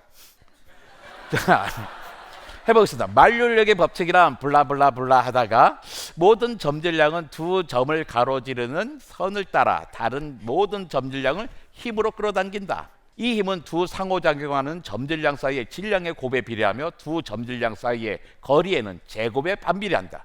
이게 무슨 말인지 이해가 되십니까? 더 어려워요. 그러다 보니 만류 인력을 소개하는 전 세계 모든 책에는 이런 그림이 실려 있죠. 이 그림을 보면 전 세계 사람들은 다 알아요. 뭘 이야기하는 그림인지. 저 장발의 남자는 누굴까요? 맞습니다. 아이작 뉴턴이에요. 떨어지는 사과와 아이작 뉴턴은 만류 인력을 알려주는 그림입니다. 그런데요, 이 그림에 만류 인력이 있나요? 없어요. 만류 인력을 설명하는 과학책에는 사과나무와 뉴턴이 나와요. 왜 딴 건 안 나오고 사과나무와 뉴턴만 나올까요? 수학이 어렵기 때문입니다. 우리는 수학만 나오면 어려워해요. 이런 예를 하나만 더 들어볼게요. 제 딸이 어느 날 초등학교 때 과학 강연을 다녀오더니요, 너무 신나는 거예요. 신나서 얘기하는 거예요. 아빠, 나는 이 세상에서 과학이 제일 쉬운 것 같아. 왜? 오늘 아르키메데스의 부력의 원리를 배웠는데요, 정말 재밌었어요. 부력의 원리 그거 어려운데 정말 재밌었어요. 응, 아빠 잘 들어봐요. 그리스의 시라쿠사라는 섬에 아르키메데스라고 하는 재상이 살고 있었어요. 재상은 우리나라로 치면 국무총리예요. 왕이 새로운 왕관을 맞췄는데 왕관이 순금이 아니라는 소문이 돌기 시작했어요. 왕이 기분이 나빠서 아르키메데스에게 이게 순금인지 아닌지 알아내라고 은밀하게 지시했죠. 그런데 아르키메데스도 뭐 알 도리가 없잖아요. 며칠이나 고민해도 답을 찾지 못했는데 퇴근하고서 목욕탕에 가서 몸을 푹 담그는 순간 깨달았어요. 그리고는 유레카를 외치면서 튀어나왔죠. 유레카는 알았다는 말이에요. 아니 아빠, 국무총리가 알았다면서 빨가벗고 막 뛰어갔다는 거예요. 아빠 너무나 웃기고 재밌죠. 그래 재밌다. 그래서 부력의 원리는 뭔데? 그 얘기는 안 해주던데요. 전 세계 어린이들이 아르키메데스라는 이름도 알고 있고 유레카 이야기도 다 합니다. 그런데 정작 부력에 대해서는 몰라요. 왜 그럴까요? 이유가 있습니다. 바로 수학이죠. 부력의 원리를 설명하려면 약간이나마 수학이 필요하거든요. 그런데 우리는 수학이 어렵거든요. 그래서 과학이 어려운 겁니다. 이게 문제예요. 제가 서울시립과학관을 하계동에 만들 때요, 시민 공청회를 열었어요. 그때 이제 주로 학부모들이 많이 오시잖아요. 시민들이 요구하십니다. 관장님, 과학은 재미없는 게 아니잖아요. 과학은 신나는 거란 걸 알려주는 과학관을 세워주세요. 과학은 어려운 게 아니잖아요. 과학은 쉽다는 걸 알려주는 과학관을 세워주세요. 그때 제 대답은 뭐였을까요? 그건 못하겠는데요 였습니다. 왜? 과학은 어렵습니다. 과학은 지루하기도 해요. 21세기는 과학의 시대잖아요. 그래서 과학 문해력이 필요합니다. 과학 문해력의 기본적인 언어는 바로 수학입니다. 하하 어쩌죠? 미적분하고 통계하고 기하를 다시 시작해야 되나요? 아닙니다. 그럴 필요는 없어요. 되지도 않아요. 문제는 우리가 아니라 우리의 자녀 세대죠. 그들에게는 정말로 수학이 중요합니다. 이게 사실 21세기에 들어서 처음 생긴 현상이 아닙니다. 중세부터 그랬어요. 요즘은 덜하지만요, 21세기에 들어서자마자 인문학 열풍이 들었습니다. 그런데 인문학이 뭘까요? 우리는 인문학이라고 하면 문사철을 떠올립니다. 문학, 역사, 철학이죠. 이게 필요 없다는 게 아니라 인문학의 요체는 아니었다는 말씀을 드리고 싶습니다. 중세의 대학은 2년제였어요. 2년제 대학, 유니버시티를 졸업하고 나면 2년제 직업학교, 스쿨을 다녔습니다. 직업학교 스쿨에 뭐가 있을까요? 로우 스쿨, 메디컬 스쿨, 시어리티컬 스쿨 같은 직업학교죠. 2년제 유니버시티에서 배운 게 바로 인문학, 리버럴 아츠였습니다. 요즘 대학에서 인문대학을 영어로 컬리지 오브 리버럴 아츠라고 하잖아요. 그렇다면 중세 대학에서 가르치는 인문학은 뭐였을까요? 중세 대학에서는 7과목을 배웠습니다. 1학년 때는 문법, 논리학, 수사학을 배웠어요. 요즘 대학으로 치면요, 글쓰기입니다. 1학년 내내 글쓰기만 배운 거예요. 2학년 때는 음악, 산술, 기하, 천문학을 배웠습니다. 음악 수업에는 악기를 다루고 노래를 부르는 것도 있었지만 기본적으로는 수학이었습니다. 천문학도 마찬가지였죠. 결국 2학년 때는 수학을 배운 겁니다. 그렇습니다. 중세 대학에서는 2년 내내 2가지 언어를 배운 거예요. 국어와 수학을 배운 셈입니다. 과학 문해력을 저는 과학과 문학이라는 두 단어로 분해하고 싶습니다. 과학과 문학은 각각의 언어를 가지고 있죠.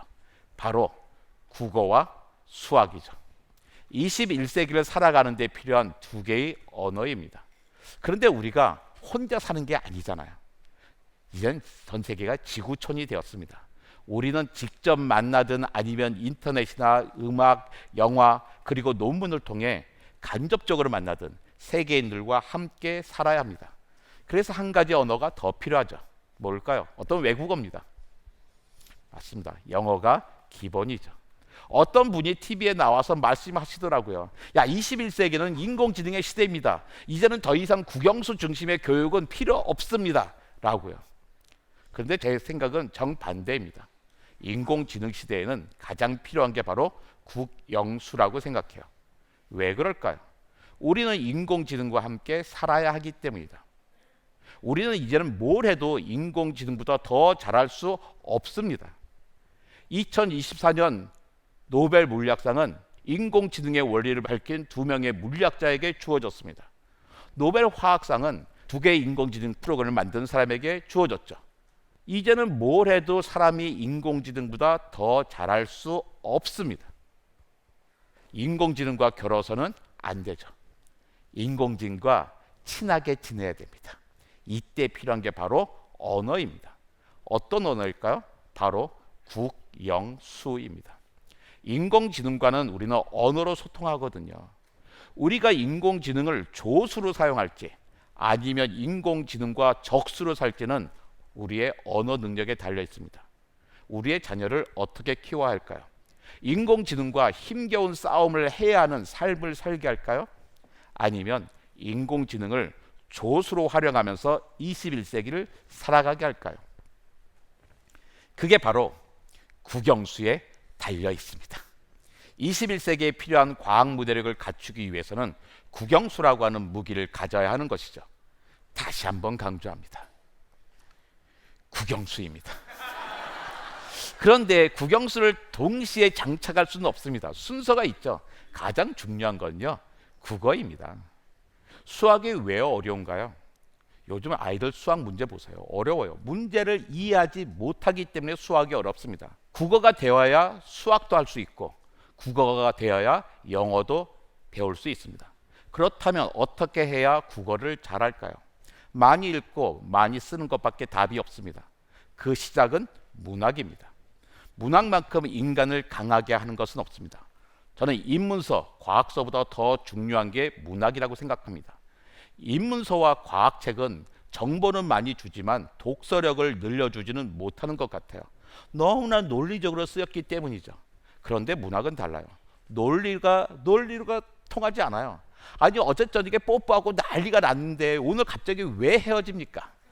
우리는 문학책을 읽을 때마다 상상을 해야 됩니다. 또 그러면서 문해력이 높아지는 게 되는 거죠. 21세기 과학의 시대를 살아가는 것은 두려운 일입니다. 과학 문해력이 필요합니다. 그러기 위해서는 국영수가 필요하고 그 시작은 문학입니다. 우리 아이들을 강하게 키웁시다. 문학은 아주 괜찮은 시작입니다. 감사합니다. 각 분야에서 일을 되게 잘하는 사람들 있잖아요. AI는 멋있어 보이려고 쓰면은 피로도만 올라갑니다. 이런 기술에 현혹된다기보다는 우리가 그럼 뭐에 집중을 해야 되느냐. 이 영상을 보내줬을 때 개코의 반응이 되게 흥미로웠어요. 재밌네요, 좋네요가 아니고요. 제가 말씀드리고 싶은 거는 뭐냐면은 이 3가지 이런 모든 문제들이 거의 이 안에서 해결이 가능합니다.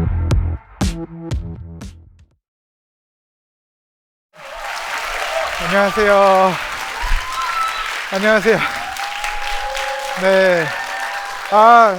안녕하십니까. 네. 저는 한국하고 미국의 AI 관련된 딥테크, 컨슈머, ICT 관련된 극초기 투자하고 있는 조용민이라고 합니다. 그래서 오늘 뵙게 돼서 너무 반갑고요. 퀴즈 내면서 좀 선물 좀 드리면서 시작을 해야지 될 것 같아서 제가 한번 퀴즈 내겠습니다. 조금 어려운데 아마 되게 맞추실 수 있을 것 같아요. 손을 번쩍 들어주시면 됩니다. 자, 지금 1900년이에요. 1900년 뉴욕 5번가인데요. 주요 교통수단이 뭐죠? 네, 요거는 아니고 요 마차인데 차가 한 대 있거든요. 혹시 찾으실 수 있는 분? 네. 오른쪽. 드리겠습니다. 선물. 네네네. 맞추지 않았는데 일단 드려야 돼. 시간 관계상 빨리 중간에 있거든요. 중간에 어떤 거 말씀드리려고 하냐면 이거 너무 여기에 집중하고 계셔가지고 사실은 이제 1900년대 뉴욕 5번가에서 대부분 마차를 타고 다니는데 혼자 차를 타고 다니는 사람 요거에 집중해서 오늘 좀 들어주시면 좋을 것 같아요. 저는 각 분야에서 일을 되게 잘하는 사람들 있잖아요. 그런 분들을 많이 뵙게 되는 그런 위치에 이제 있게 된 거죠. 투자자로서 활동을 하다 보니까요. 그래서 되게 궁금했어요. 그런 게. 그 와중에 힙합 씬에서 되게 또 유명한 듀오가 있죠. 다이내믹 듀오에 개코님하고 이제 친해지게 돼서 물어봤습니다. 개코, 너는 어떻게 이렇게 운율을 잘 만드냐? 랩을 만들 때 라임을 잘 짜냐? 뭐 이런 거잖아요, 그렇죠? 그럼 단어도 많이 알아야 되는데 뭐 책도 많이 읽겠지만 어떤 방법이 있냐? 그랬더니 형처럼 다른 분야에 있는 사람하고 5시간 막 말싸움을 한다는 거예요. 그때 말싸움하고 있었거든요. 그래가지고 그런 자기만의 방법이 또 있구나 이런 생각이 좀 들었습니다. 근데 제가 그 다음 날 개코하고 최자랑 같이 있는 카톡방에다가 이 영상을 보내줬어요. 이 영상을 한번 보시죠. 이 영상은 뭐냐면요, 미국의 굉장히 유명한 래퍼가 운율을 짤 때 단어 하나를요, 익스프레스웨이라는 단어가 있다라고 가정을 하면 요거를 AI한테 넣은 거예요. 그래서 AI가 라임을 여러 가지로 짜가지고 한 600-700개를 만들어서 그 중에서 자기 취향에 맞는 것들만 픽앤추즈 골라가지고 가사를 만드는 그런 작업을 한 거예요. 그래서 이 영상을 보내줬어요. 너 방법도 되게 좋은데 이런 방법도 있네? 이렇게 보내줬어요. 그래서 사실 이 래퍼가 실제로 랩을 어떤 식으로 만들었는지 이제 과정이 담긴 영상이었거든요. 근데 저는 이 영상을 보내줬을 때 개코의 반응이 되게 흥미로웠어요. 여러분 반응이 어땠을까요? 되게 짤막한 반응이 하나 딱 왔거든요. 뭐였을 것 같으세요, 여러분? 재밌네요, 좋네요가 아니고요. 형 어떻게 하면 할 수 있어요? 이렇게 한 거예요. 저는 이게 사실은 저희 펀드가 투자 결정을 할 때 CEO를 보고 CEO가 좋네요, 재밌네요 하는 CEO인지 아니면은 이거 어떻게 하면 할 수가 있을까요? 라고 얘기하는 그 굉장히 작은 차이, 이 차이가 저희 펀드 투자 결정의 가장 큰 기준이긴 합니다.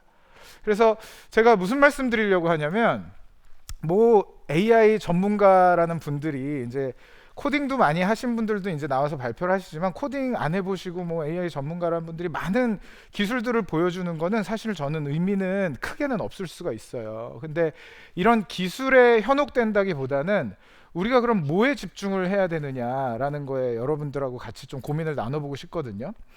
그 기술 하나를 보여드릴게요. AI 관련된 기술입니다. 이 영상을 보시면은 실제 코딩을 딱 보여주고 비전 API를 통해서 이 코딩이 뭐 하는 코딩인지 어디에 버그가 있는지 뭐 이런 거를 이제 알려주는 영상이에요. 요거는 사실은 되게 오래된 겁니다. 네, 굉장히 오래된 영상이고 또 하나 또 AI 기술 중에 뭐가 있을까요?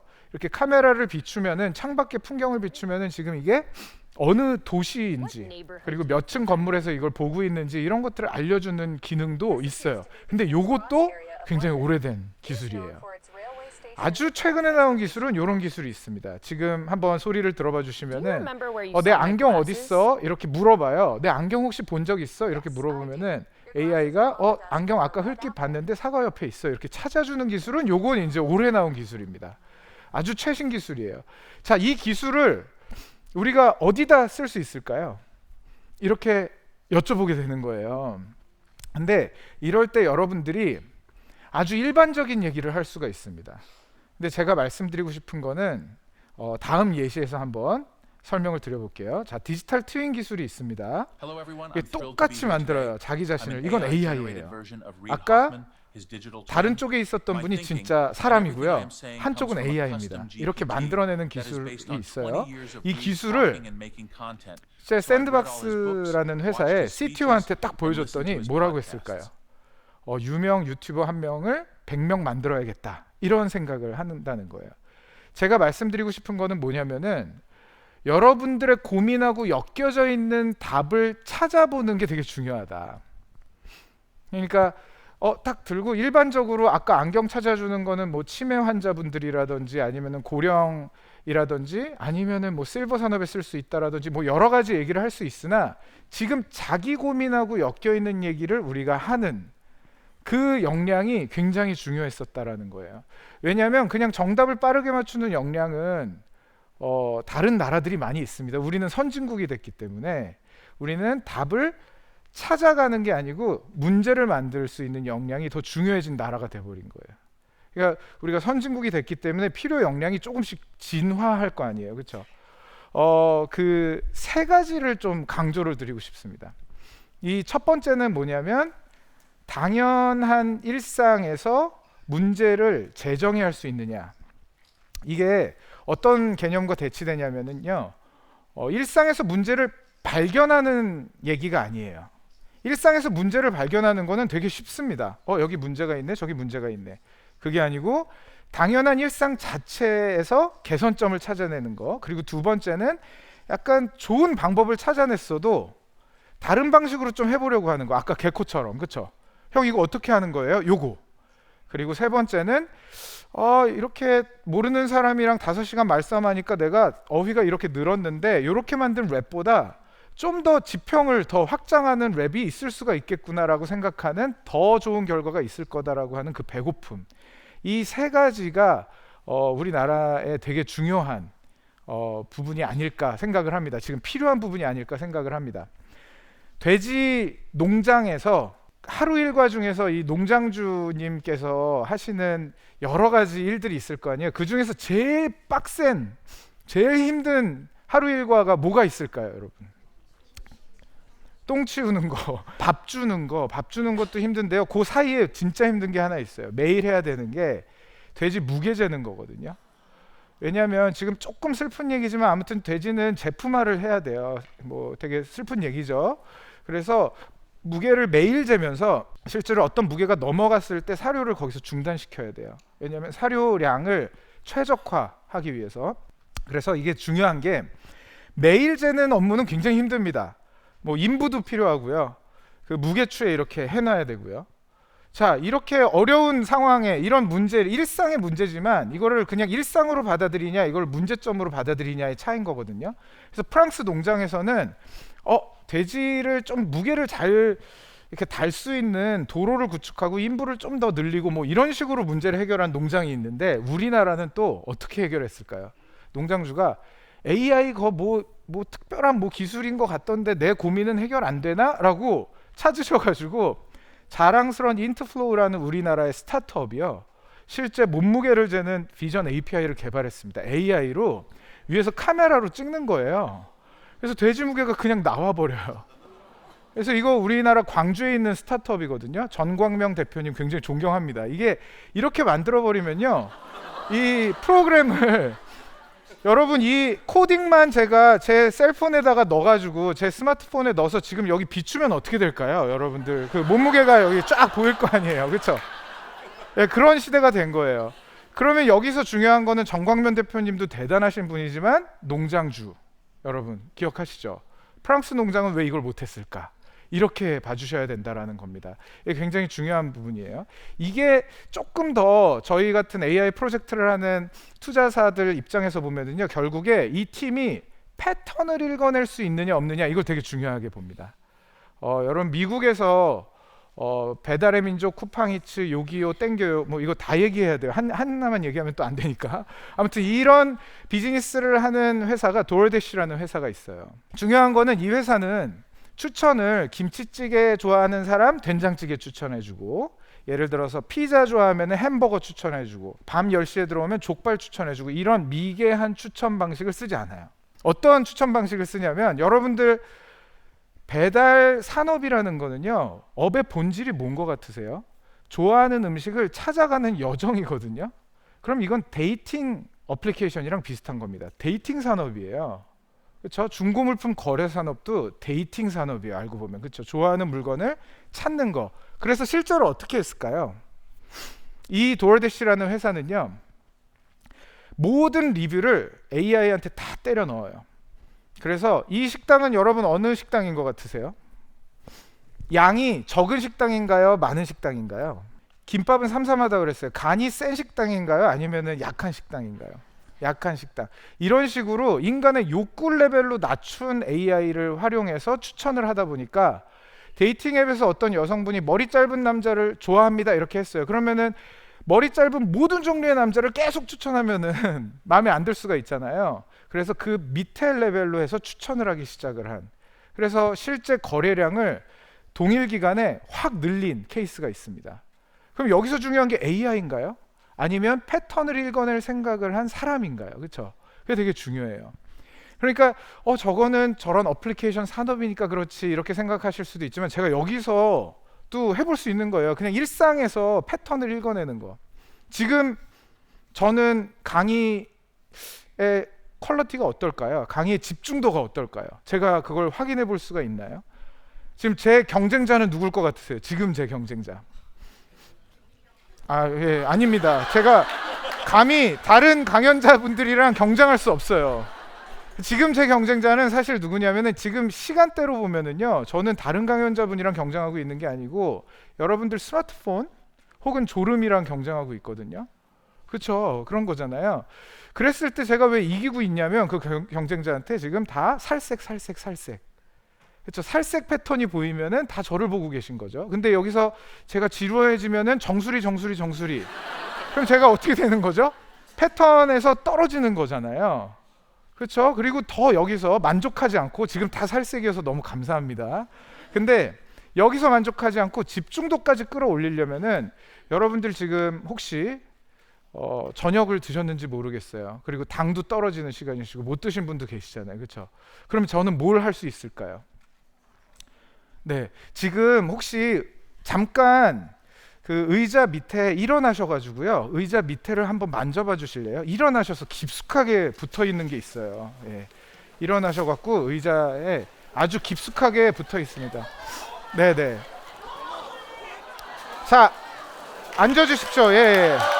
네, 박수가. 네, 앉아주세요. 자, 중요한 거는 여러분들 이 당이 올라가면 이제 집중도가 올라갈 수 있잖아요. 그렇죠? 그러면 여러분들 제 말씀을 더 잘 들어주실 수 있을 거 아니에요. 제가 사실은 이 방식은 제가 구글에서 8년 넘게 재직을 하면서 유튜브 행사가 있었어요. 장충체육관에서. 그때 제 의자 밑에 이거를 붙이자라고 아이디어를 냈는데, 마케팅에 계신 저는 마케팅 팀은 아니었는데 마케팅에 계신 뭐 K님, 케이트님 이런 분이 너무 좋다 해서 했는데 되게 집중도가 올라간 거예요. 그래서 오늘 한번 선물을 드려보고 싶었어요. 선물을 드렸습니다. 네. 근데 이렇게 하면은 약간 뭐 누가 붙여줬겠지 뭐 이렇게 생각하실 수도 있잖아요. 근데 진정성을 느끼시려면 어떻게 해야 되죠? 제가 붙여야 돼요. 그렇죠? 그러면 이건 또 다른. 그래서 이게 컨텍스트가 되게 중요한 거예요. 컨텍스트가 중요하다. 패턴하고 컨텍스트, 이게 AI를 잘 쓰는 사람들의 특성이에요. 컨텍스트라는 건 뭐냐면요, 예를 들면 이런 겁니다. 자, 이 아트 피스를 보시면 어떤 생각이 드세요? 저 제품 한번, 저 예술품 한번 사고 싶다 이런 생각 잘 안 드는데, 이거는 뭐죠? 지금 이렇게 보면 어떠세요? 컨텍스트를 보여드리니까 이거 뭐죠? 샌프란시스코를 달린 거예요, 엄청. 이 예술가가. 그리고 실제로 얼마나 힘들게 달렸는지 영상까지 이렇게 보시면은 이 아트피스의 밸류에이션이 확 올라가게 되는 거예요. 그리고 이렇게 되면은 다른 방식들도 많이 생각을 할 수가 있게 됩니다. 그러니까 하나의 솔루션이 아니고 여러 가지 문제를 해결할 수 있는 방법론들을 생각할 수 있는 굉장히 중요한 키워드가 패턴하고 컨텍스트다. 그렇죠? 진정성이 더 전달이 되잖아요. 그렇죠? 그 사진을 보셨을 때 이런 부분이에요. 그러면은 다른 방식으로 한 예시를 하나만 들려드려 볼게요.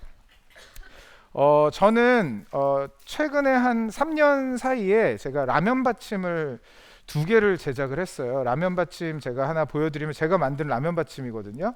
요거예요. 제가 이 책을 2권을 이제 썼는데 요게 그냥 라면 드실 때 드셔도 좋고, 근데 내용이 되게 나쁘진 않습니다. 예. 근데 내용에 심혈을 기울여서 이렇게 만든 라면 받침인데, 중요한 거는 저는 이 책 내용들보다도 추천사가 진짜 주옥 같아요. 그래서 이거 추천서 써주신 CEO 분들이나 교수님들께 되게 감사한 마음을 담아서 막 과일 세트도 보내드리고 했어요. 근데 이번에 내년 초에 AI 관련된 책이 또 나오거든요.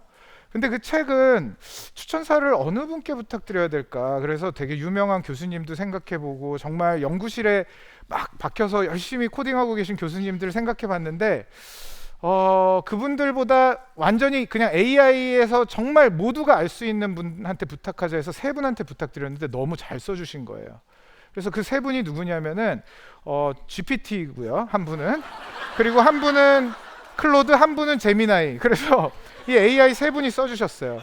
근데 너무 잘 써주셔가지고 이거 과일 세트를 어디다 보내야 되나, 지금 과일 세트를 어디에 보내야 되는데, 여러분들께 말씀드리고 싶은 거는 정말 일상이잖아요. 추천사 누구한테 부탁할까?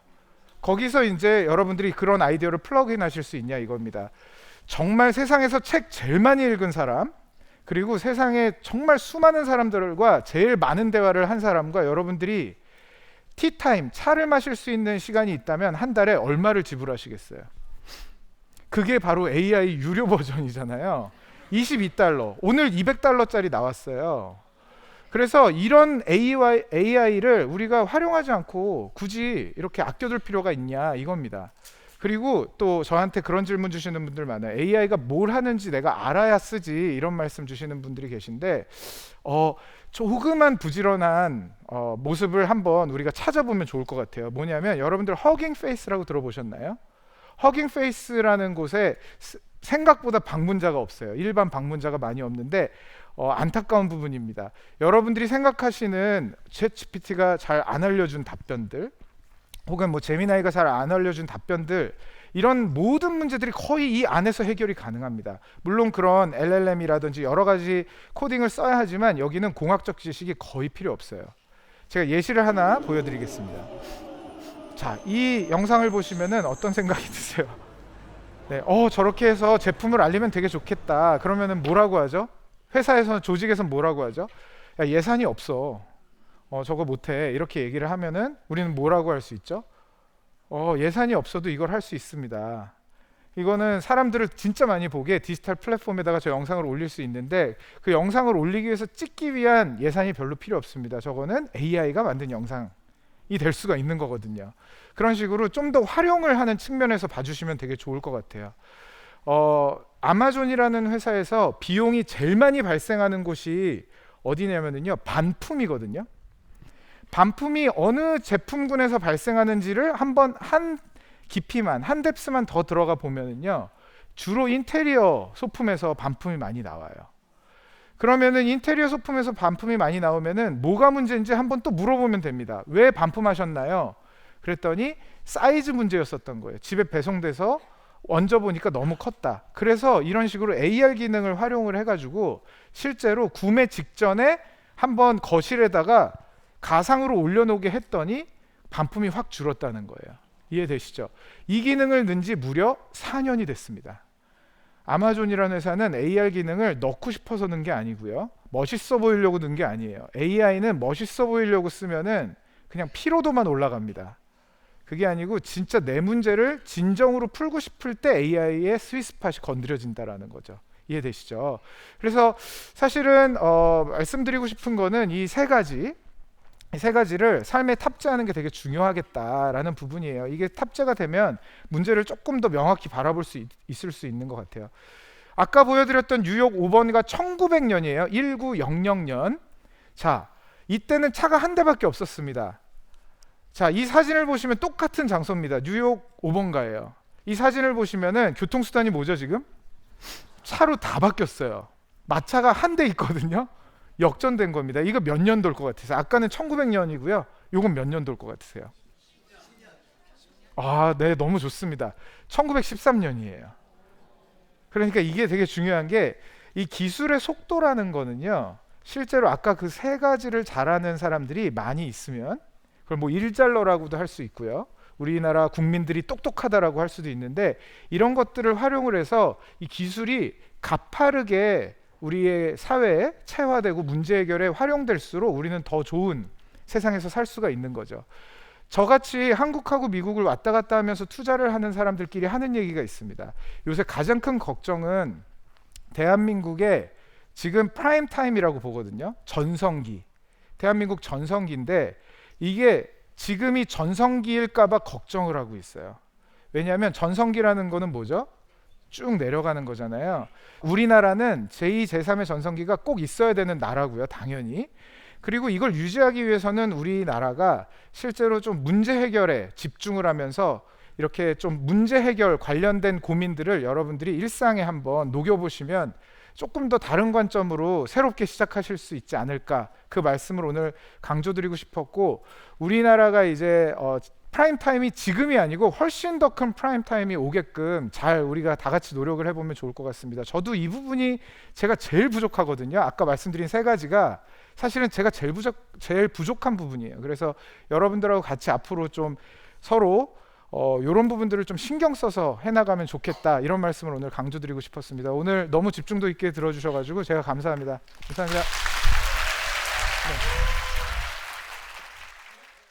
엔비디아죠. 오늘로 세계 1위 기업이 됐습니다. 거대 자본이 AI에 돈을 퍼붓고 있고 전 세계의 인재를 다 빨아들이고 있습니다. 자본이 왜 모였느냐? 얘는 뭔가 다르다. AI 시대에도요, 버블이 꺼지고 살아남는 기업이 분명히 존재할 거예요. 그죠?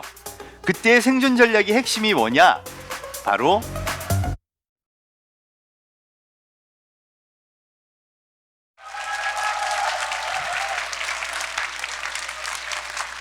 여러분 너무 반갑습니다. 네, 오늘의 주제는 더 나은 성장인데 AI하고 무슨 상관이 있을까?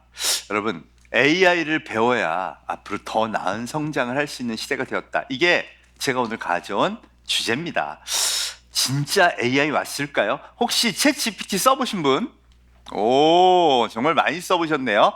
제가 지난번 세바시 때 이런 얘기를 했었어요. 와, 세상의 모든 돈이 지금 AI로 모이고 있어요. 네. 그런데 점점 더 심해집니다.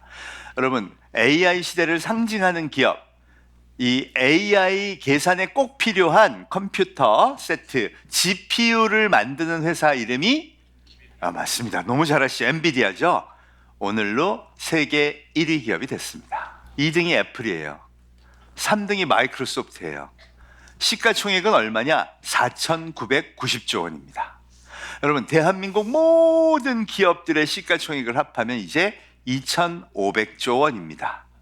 이게요, 자본이 생각하는 대한민국의 미래 성장 기대치예요. 그런데 엔비디아가 그거 2배야. 이걸 금융가에서는 뭐라고 얘기하냐면 24년 만에 처음으로 하나의 기술 주제에 거대 자본이 모였다고 얘기를 합니다. 그게 언제냐? 여러분 혹시 기억하세요? 2000년에 닷컴 버블, IT 버블. 그때는 주제가 뭐였냐면요, 인터넷이었어요. 인터넷이다, 뭐 닷컴 기업이다 그러면 묻지마 투자가 일어났고 어마어마하게 많은 돈이 인터넷이라는 주제에 모였었습니다. 그리고 하루아침에 주식이 80%가 폭락을 한 거예요. 난리가 났죠. 그래서 아이고, 인터넷은 망했나 보다. 웬걸? 여러분, 지금 우리는 포노 사피엔스 문명, 스마트폰 없이는 못 사는 문명에 살게 됐죠. 이거 인터넷 맞죠? 그때 모인 돈이요, 이 인류를 디지털 문명, 바로 인터넷 문명으로 바꾼 겁니다. 가만 있어봐. 그럼 역사가 반복되면요, 이번에 모인 자본은요, AI에 모였다 그랬잖아요, 그죠? 그럼 여기 AI가 탑재돼서 나하고 친구처럼 지내면서 이제 AI 없이는 살 수 없는 시대로 간다는 뜻이네. 그럼 여러분, 지금부터 AI하고 친하게 지내야 될까요? 몰라도 될까요?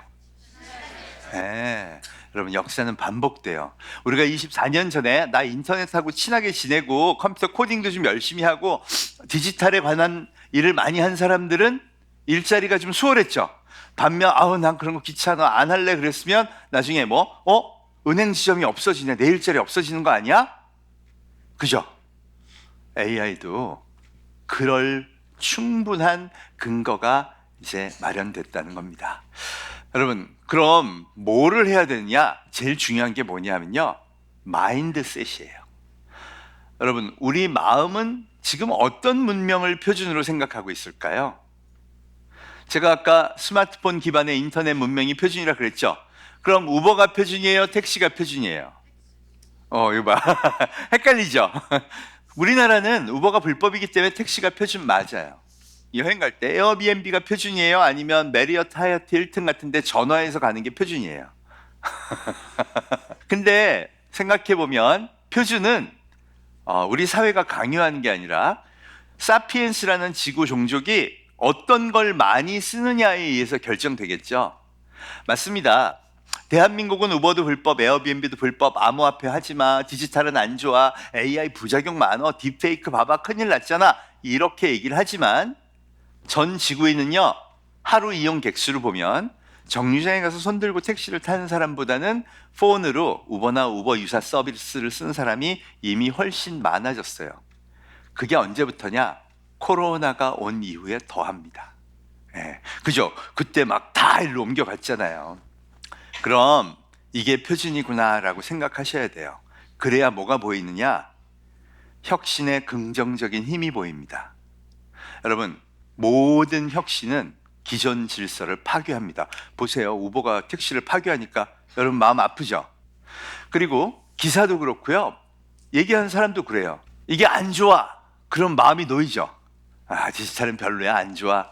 그래야 마음이 놓여. 그래서 그런 기사가요, 이거는 굉장히 혁신적인 거고 새로운 걸 만들어냅니다, 그런 거에 비해서 조회수가 3배 이상 높대요. 그럼 언론사든 아니면 유튜버든 안 좋다는 얘기를 많이 할수록 조회수가 올라가죠. 그래서 그런 기사가요, 우리나라에는 4배가 많습니다. 인간은요, 내가 보는 거에 의해서 생각이 만들어집니다. 그럼 가만히 이렇게 있으면요, 안 좋은 건가 보다. 여러분, 안 좋다고 생각하면 혁신은 안 열어보게 되죠. 혁신을 안 보면요, 실제 일어나고 있는 일조차도 모르게 되는 겁니다. 그래서 제가 오늘 드리고 싶은 첫 번째는 뭐냐? 마음을 바꾸셔야 돼요. 내가 오늘 AI가 나쁘대, 부작용이 있대, 그거 맞아요. 틀리다는 얘기 아니에요. 그럼 반드시 이게 혁신이 얼마나 강력한지를 4개의 기사를 찾아서 봐야 돼. 4개의 유튜브를 찾아서 봐야 돼. 그래야 내가 뭘 하게 되느냐? AI를 통해 더 나은 삶을 바라볼 수 있게 됩니다. 이게 제가 드리고 싶은 마인드셋이에요. 한번 볼까요? 생성형 AI, 얘가 왜 난리가 났냐 하면요, 과거와는 전혀 다른 놈이에요. 척척박사 만능비서. 특히 애들이 좋아합니다. 왜? 숙제를 해주거든요. MIT, 스탠퍼드 공대생 숙제까지 완벽하게 해줘요. 그러니까 의대 시험도 합격, 의사 시험 합격했죠, 변호사 시험 합격했죠, 온갖 문제를 다 풀었어요. 그리고 1년이 지나니까 이제 뭘 하냐? 그림도 그려요. 이걸 멀티모달이라고 합니다. 왜 생성형 AI가 무섭냐 하면요, 많이 학습하면요, 완전 금방 프로페셔널이 돼요. 여러분, 여기 있는 그림 중에 이 호박처럼 생긴 소파 있죠? 저거 문장에다 이렇게 집어넣은 거예요. 호박을 컨셉으로 오렌지색 푹신한 소파를 하나 디자인해줘. 그러니까 저렇게 만들어줘.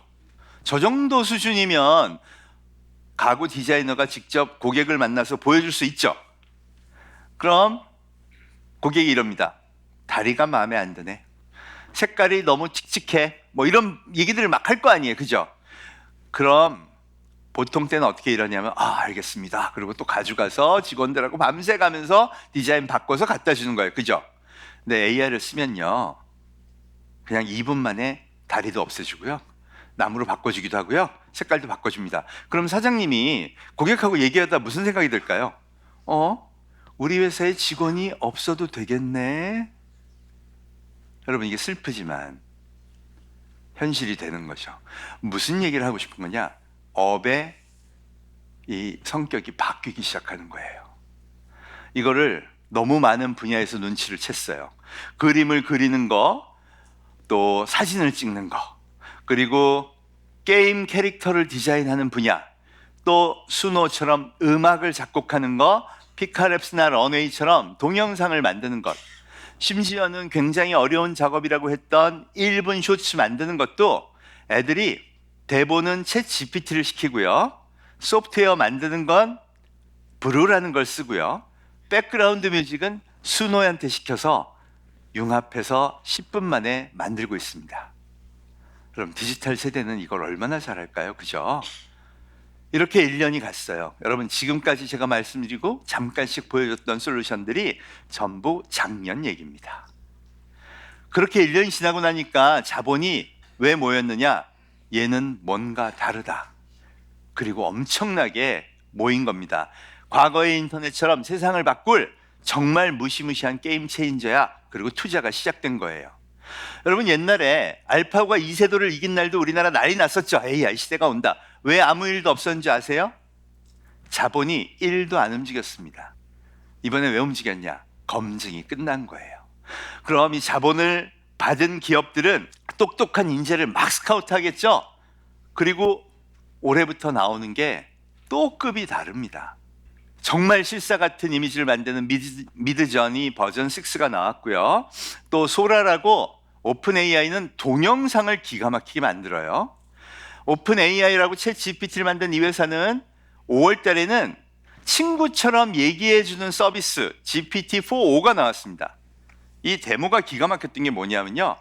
얘가 이걸 들고 이렇게 시범을 보여줬는데 시각장애인이요. 얘를 데리고 산책을 나가요. 그런데 풍경이 어떤지 얘기해줘. 다 얘기해줍니다. 사람들은 무슨 옷을 입었어. 꽃은 피었니. 다 얘기해줘. 너무 좋더라고요. 그리고 난 이제 피곤하니까 집에 가자 그랬더니 택시도 불러줘요.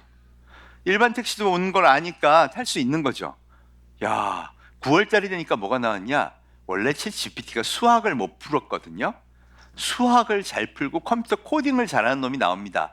얘를 수리 분야에서 IQ 테스트를 했더니 IQ가 120이에요. 어허, 나보다. 야, 이런 어마어마한 발전을 1년 만에 보여준 겁니다. 특히 어느 분야에 집중하냐? 마이크로소프트가 가장 큰 혁신이 일어날 분야를 교육과 의료로 짚었어요. 이거 공공 분야죠. 여러분 AI가요. 우리 학생이 어느 정도 레벨인지 다 테스트해서 친절하게 걔한테 필요한 컨텐츠를 주고 테스트한 다음 통과됐어. 그럼 또 가고 이런 식으로 가르쳐 준다는 거예요. 그리고 얘가 나는 수학보다는 뭐가 좋아? 그럼 그거 탐색해주고 경험하게 해주고. 또 의료 분야는요. 어떤 게 나왔냐면 캐나다 클릭 연구소에서 2만 명 당뇨병 환자의 목소리를 녹음을 했어요. 그런 다음 우린 모르겠어. 네가 학습해. 그걸 컴퓨터를 시킨 거예요. 그런 다음 목소리를 들으면 그럼 당뇨병인지 아닌지 맞춰봐. 정확도가 86% 이상으로 나왔습니다. 비교 실험에서 체열한 게 92%로 나왔거든요. 와, 가만히 있어봐. 목소리만 듣고 당뇨병을 안다고?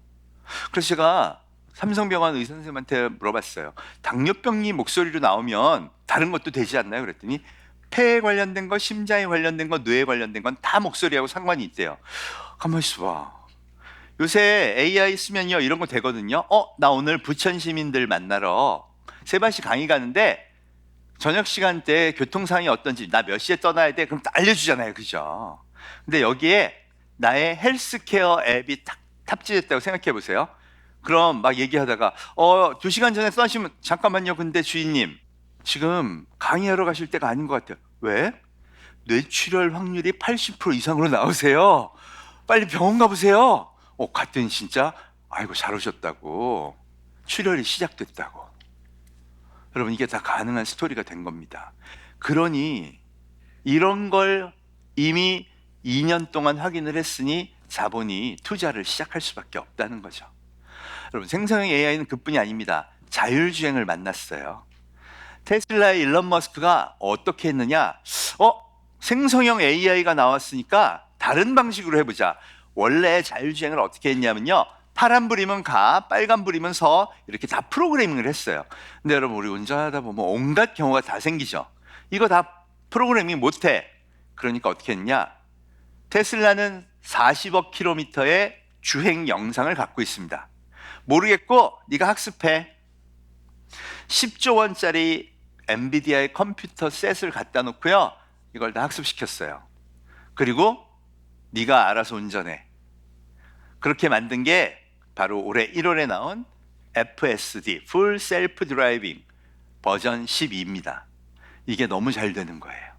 더 재밌는 거, 이게 진짜 바로바로 번져가요. 일론 머스크는요, 이게 되네? 자동차에서 배운 거를요, 프로그램을 그대로 로봇한테 줍니다. 그럼 로봇이 어떻게 할까요? 여러분 계란 집는 거 보셨죠? 영상 보고 학습한 거예요. 그럼 지가 이제 학습하기 시작하면 빨래도 개고요, 카페에서 커피도 내주고요. 우리 회사 카페에서 제가 이거 만들어주고 바리스타 하면 되겠네? 맞아요. 그게 충분히 가능하다고 얘기하고 있는 겁니다. 얘네뿐만 아닙니다. 피거라는 회사도 있어요. 얘도 그런 식으로 학습해서 자기가 행동을 합니다. 이 행동을 어떻게 하느냐? 로봇의 코딩이 필요하겠죠, 그죠? 움직이려면 그 코딩을 스스로 만들어내는 겁니다. 이게 어떻게 가능하냐? 언어의 일종이니까요. 얘가요, 올해 1월부터 BMW 공장에서 일을 배우기 시작했습니다. 그리고 8개월이 되니까 굉장히 잘하는데, 그리고 이렇게 보도 자료가 나왔고 내년부터 한 100대 정도가 투입되기 시작한다고 합니다. 우리나라도 가만히 있지 않아요. 여러분 이 로봇이 현대 자동차가 인수한 보스턴 다이나믹스라는 회사에서 만든 All New Atlas라는 거예요. 여러분 원래 막 K-팝 춤추고 텀블링하고 하는 거 보셨죠? 그거의 새로운 버전, 테슬라의 옵티머스를 따라한 버전입니다. 얘가요, 얼마 전에 이 현대자동차 공장에서 일하는 게 영상으로 나왔죠. 판금을 빼갖고요, 이쪽에다 옮기는 걸 이렇게 척척척척 하는 거예요. 일을 하기 시작했다는 거죠. 그럼 누가 잘할까요? 전 세계에서 이런 걸 할 수 있는 가장 뛰어난 나라가 미국과 중국, 그리고 우리가 이렇게 조금 껴 있습니다.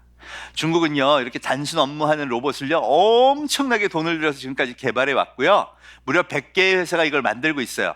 아직까지 실력이 좀 검증되지 않은 부분은 있지만 논문이나 기술력으로 보면 충분하다, 이렇게들 평가하고 있습니다. 몇 대를 만들겠다랬냐? 3,500만 대. 여러분 우리 노동인구인데요. 그래서 물었어요. 아니 왜 그렇게 많은 로봇이 필요하냐 그랬더니 우리 청년들이 저런 단순 조립 작업을 안 한대.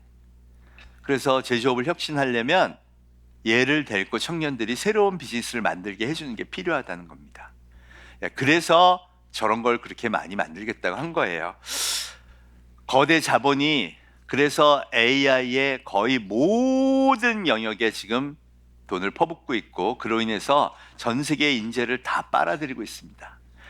올해 가장 큰 마무리가 바로 이거였죠. 노벨 화학상, 노벨 물리학상을 전부 AI 하시는 분이 탔습니다. 노벨 물리학상은 인공지능의 아버지라고 불리우는 제프리 힌튼 교수님이 탔고요. 제일 황당한 게 노벨 화학상을 여러분 바로 알파고를 만든 데미스 허사비스가 탔다는 겁니다. 좀 억지 같죠? 노벨은 왜 그랬을까요? 노벨협회는요, 이 시대에 AI가 드디어 중심에 왔다는 걸 보여주고 싶었던 게 아닐까 싶습니다. 일자리도 엄청나게 많이 바뀌었고요. 이 AI를 중심으로 미국과 중국이 또 열심히 패권 다툼을 하고 있기도 합니다. 그 사이에 또 삼성전자는 엔비디아에 수출을 못한다 그래서 또 어려워지기도 했죠. SK 하이닉스는 잘 되기도 했고요. 그럼 전체적으로 보면 어떨까? 전 세계에서 AI 반도체를 만들 수 있는 나라는 우리나라, 대만, 미국이 유일한, 이게 딱 3개밖에 없습니다. 중국이 그게 없어요. 세상은 앞으로 많이 바뀔 겁니다. 역사가 주는 메시지가 혁명이 왔을 때는 두려우면 위기를 나한테 가져오고요. 혁신을 사랑하고 거기에 한번 도전해보겠다라는 마음을 먹으면 반드시 나한테 기회를 준다는 거죠. 여러분, 저는 24년 전에요, 기계공학을 하면서 인터넷에 그렇게 관심이 많았어요. 그래서 잘 듣는다는 쪽으로 했는데 사람들은 뭐라 그러냐면, 야, 인터넷 하면 개인정보 다 나간대. 유튜브 그거 보면 애들 다 망친대. 그런 얘기만 하더라고요. 여러분, 맞습니다. 그런데 지나고 보니까 어느 정도 슬기로운 인간들이 그 부작용을 극복하죠. 우리가 거기 매몰돼서는 안 된다는 겁니다. 서로 힘을 합쳐서 부작용을 최소화시키려는 사회적 노력도 해야 되지만 4배의 힘을 써서 뭘 해야 된다고요? AI 공부를 해야 된다고 말씀을 드리고 싶은 겁니다. 여러분, 그럼 우리나라는 잘할 수 있을까요? AI 시대에도요, 버블이 꺼지고 살아남는 기업이 분명히 존재할 거예요. 그죠? 그때의 생존 전략의 핵심이 뭐냐? 바로 구독과 좋아요입니다. 예, 여러분, 이 구독과 좋아요가 생존의 비결이라고 말씀드릴 수 있는데요. AI를 써서 실력이 좋아지고 비용도 절감하고 훨씬 더 좋은 거, 멋진 걸 만들 수 있다고 하더라도 궁극적으로는 소비자가 왕이 된 디지털 시대에 그들의 선택을 받아야 성공할 수 있다. 실제로 인터넷 버블, 닷컴 버블이 꺼질 때에도 생존한 기업은 바로 이 구독과 좋아요 덕분에 사는 겁니다. 그럼 구독과 좋아요는 누가 결정해요? 사람이 결정하죠. 그 사람의 마음을 사로잡는 힘을 키워야 한다는 겁니다. 대한민국이요, 최근에 세계은행 보고서가 나왔어요. 네, 그 세계은행 보고서에서 뭐라 그랬냐? 제목이 중진국의 함정인데, 중진국의 함정, 특이하게 이렇게 내용이 나왔습니다. 왜 중진국들은 선진국으로 치고 갈래다가 아르헨티나, 칠레 뭐 다 꼬꾸라졌나? 한국만 빼고. 네. 그랬더니 뭐 다 그렇게 생각하시죠? 한국에는 훌륭한 정치적 지도자가 있었다. 한국은 민주주의를 성취한 힘이 있었다.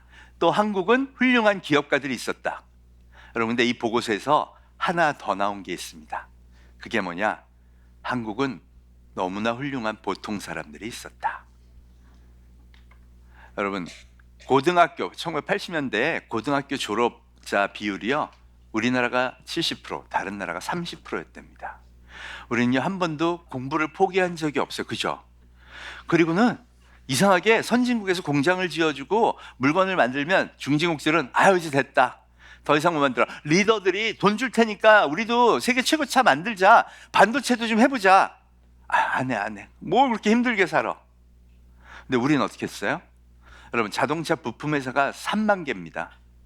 3만 개의 부품이 뭐야? 차가 한 대 만들어지는 거예요. 그럼 현대자동차만 잘해서 되는 문제가 아니었죠. 그 중소기업의 사장님들, 그 부품을 깎는 엔지니어, 이 모든 사람들이요, 진짜 한번 해보자 그러고 그 일을 해낸 거예요. 그래서 제가 뭐라고 딱 느꼈느냐?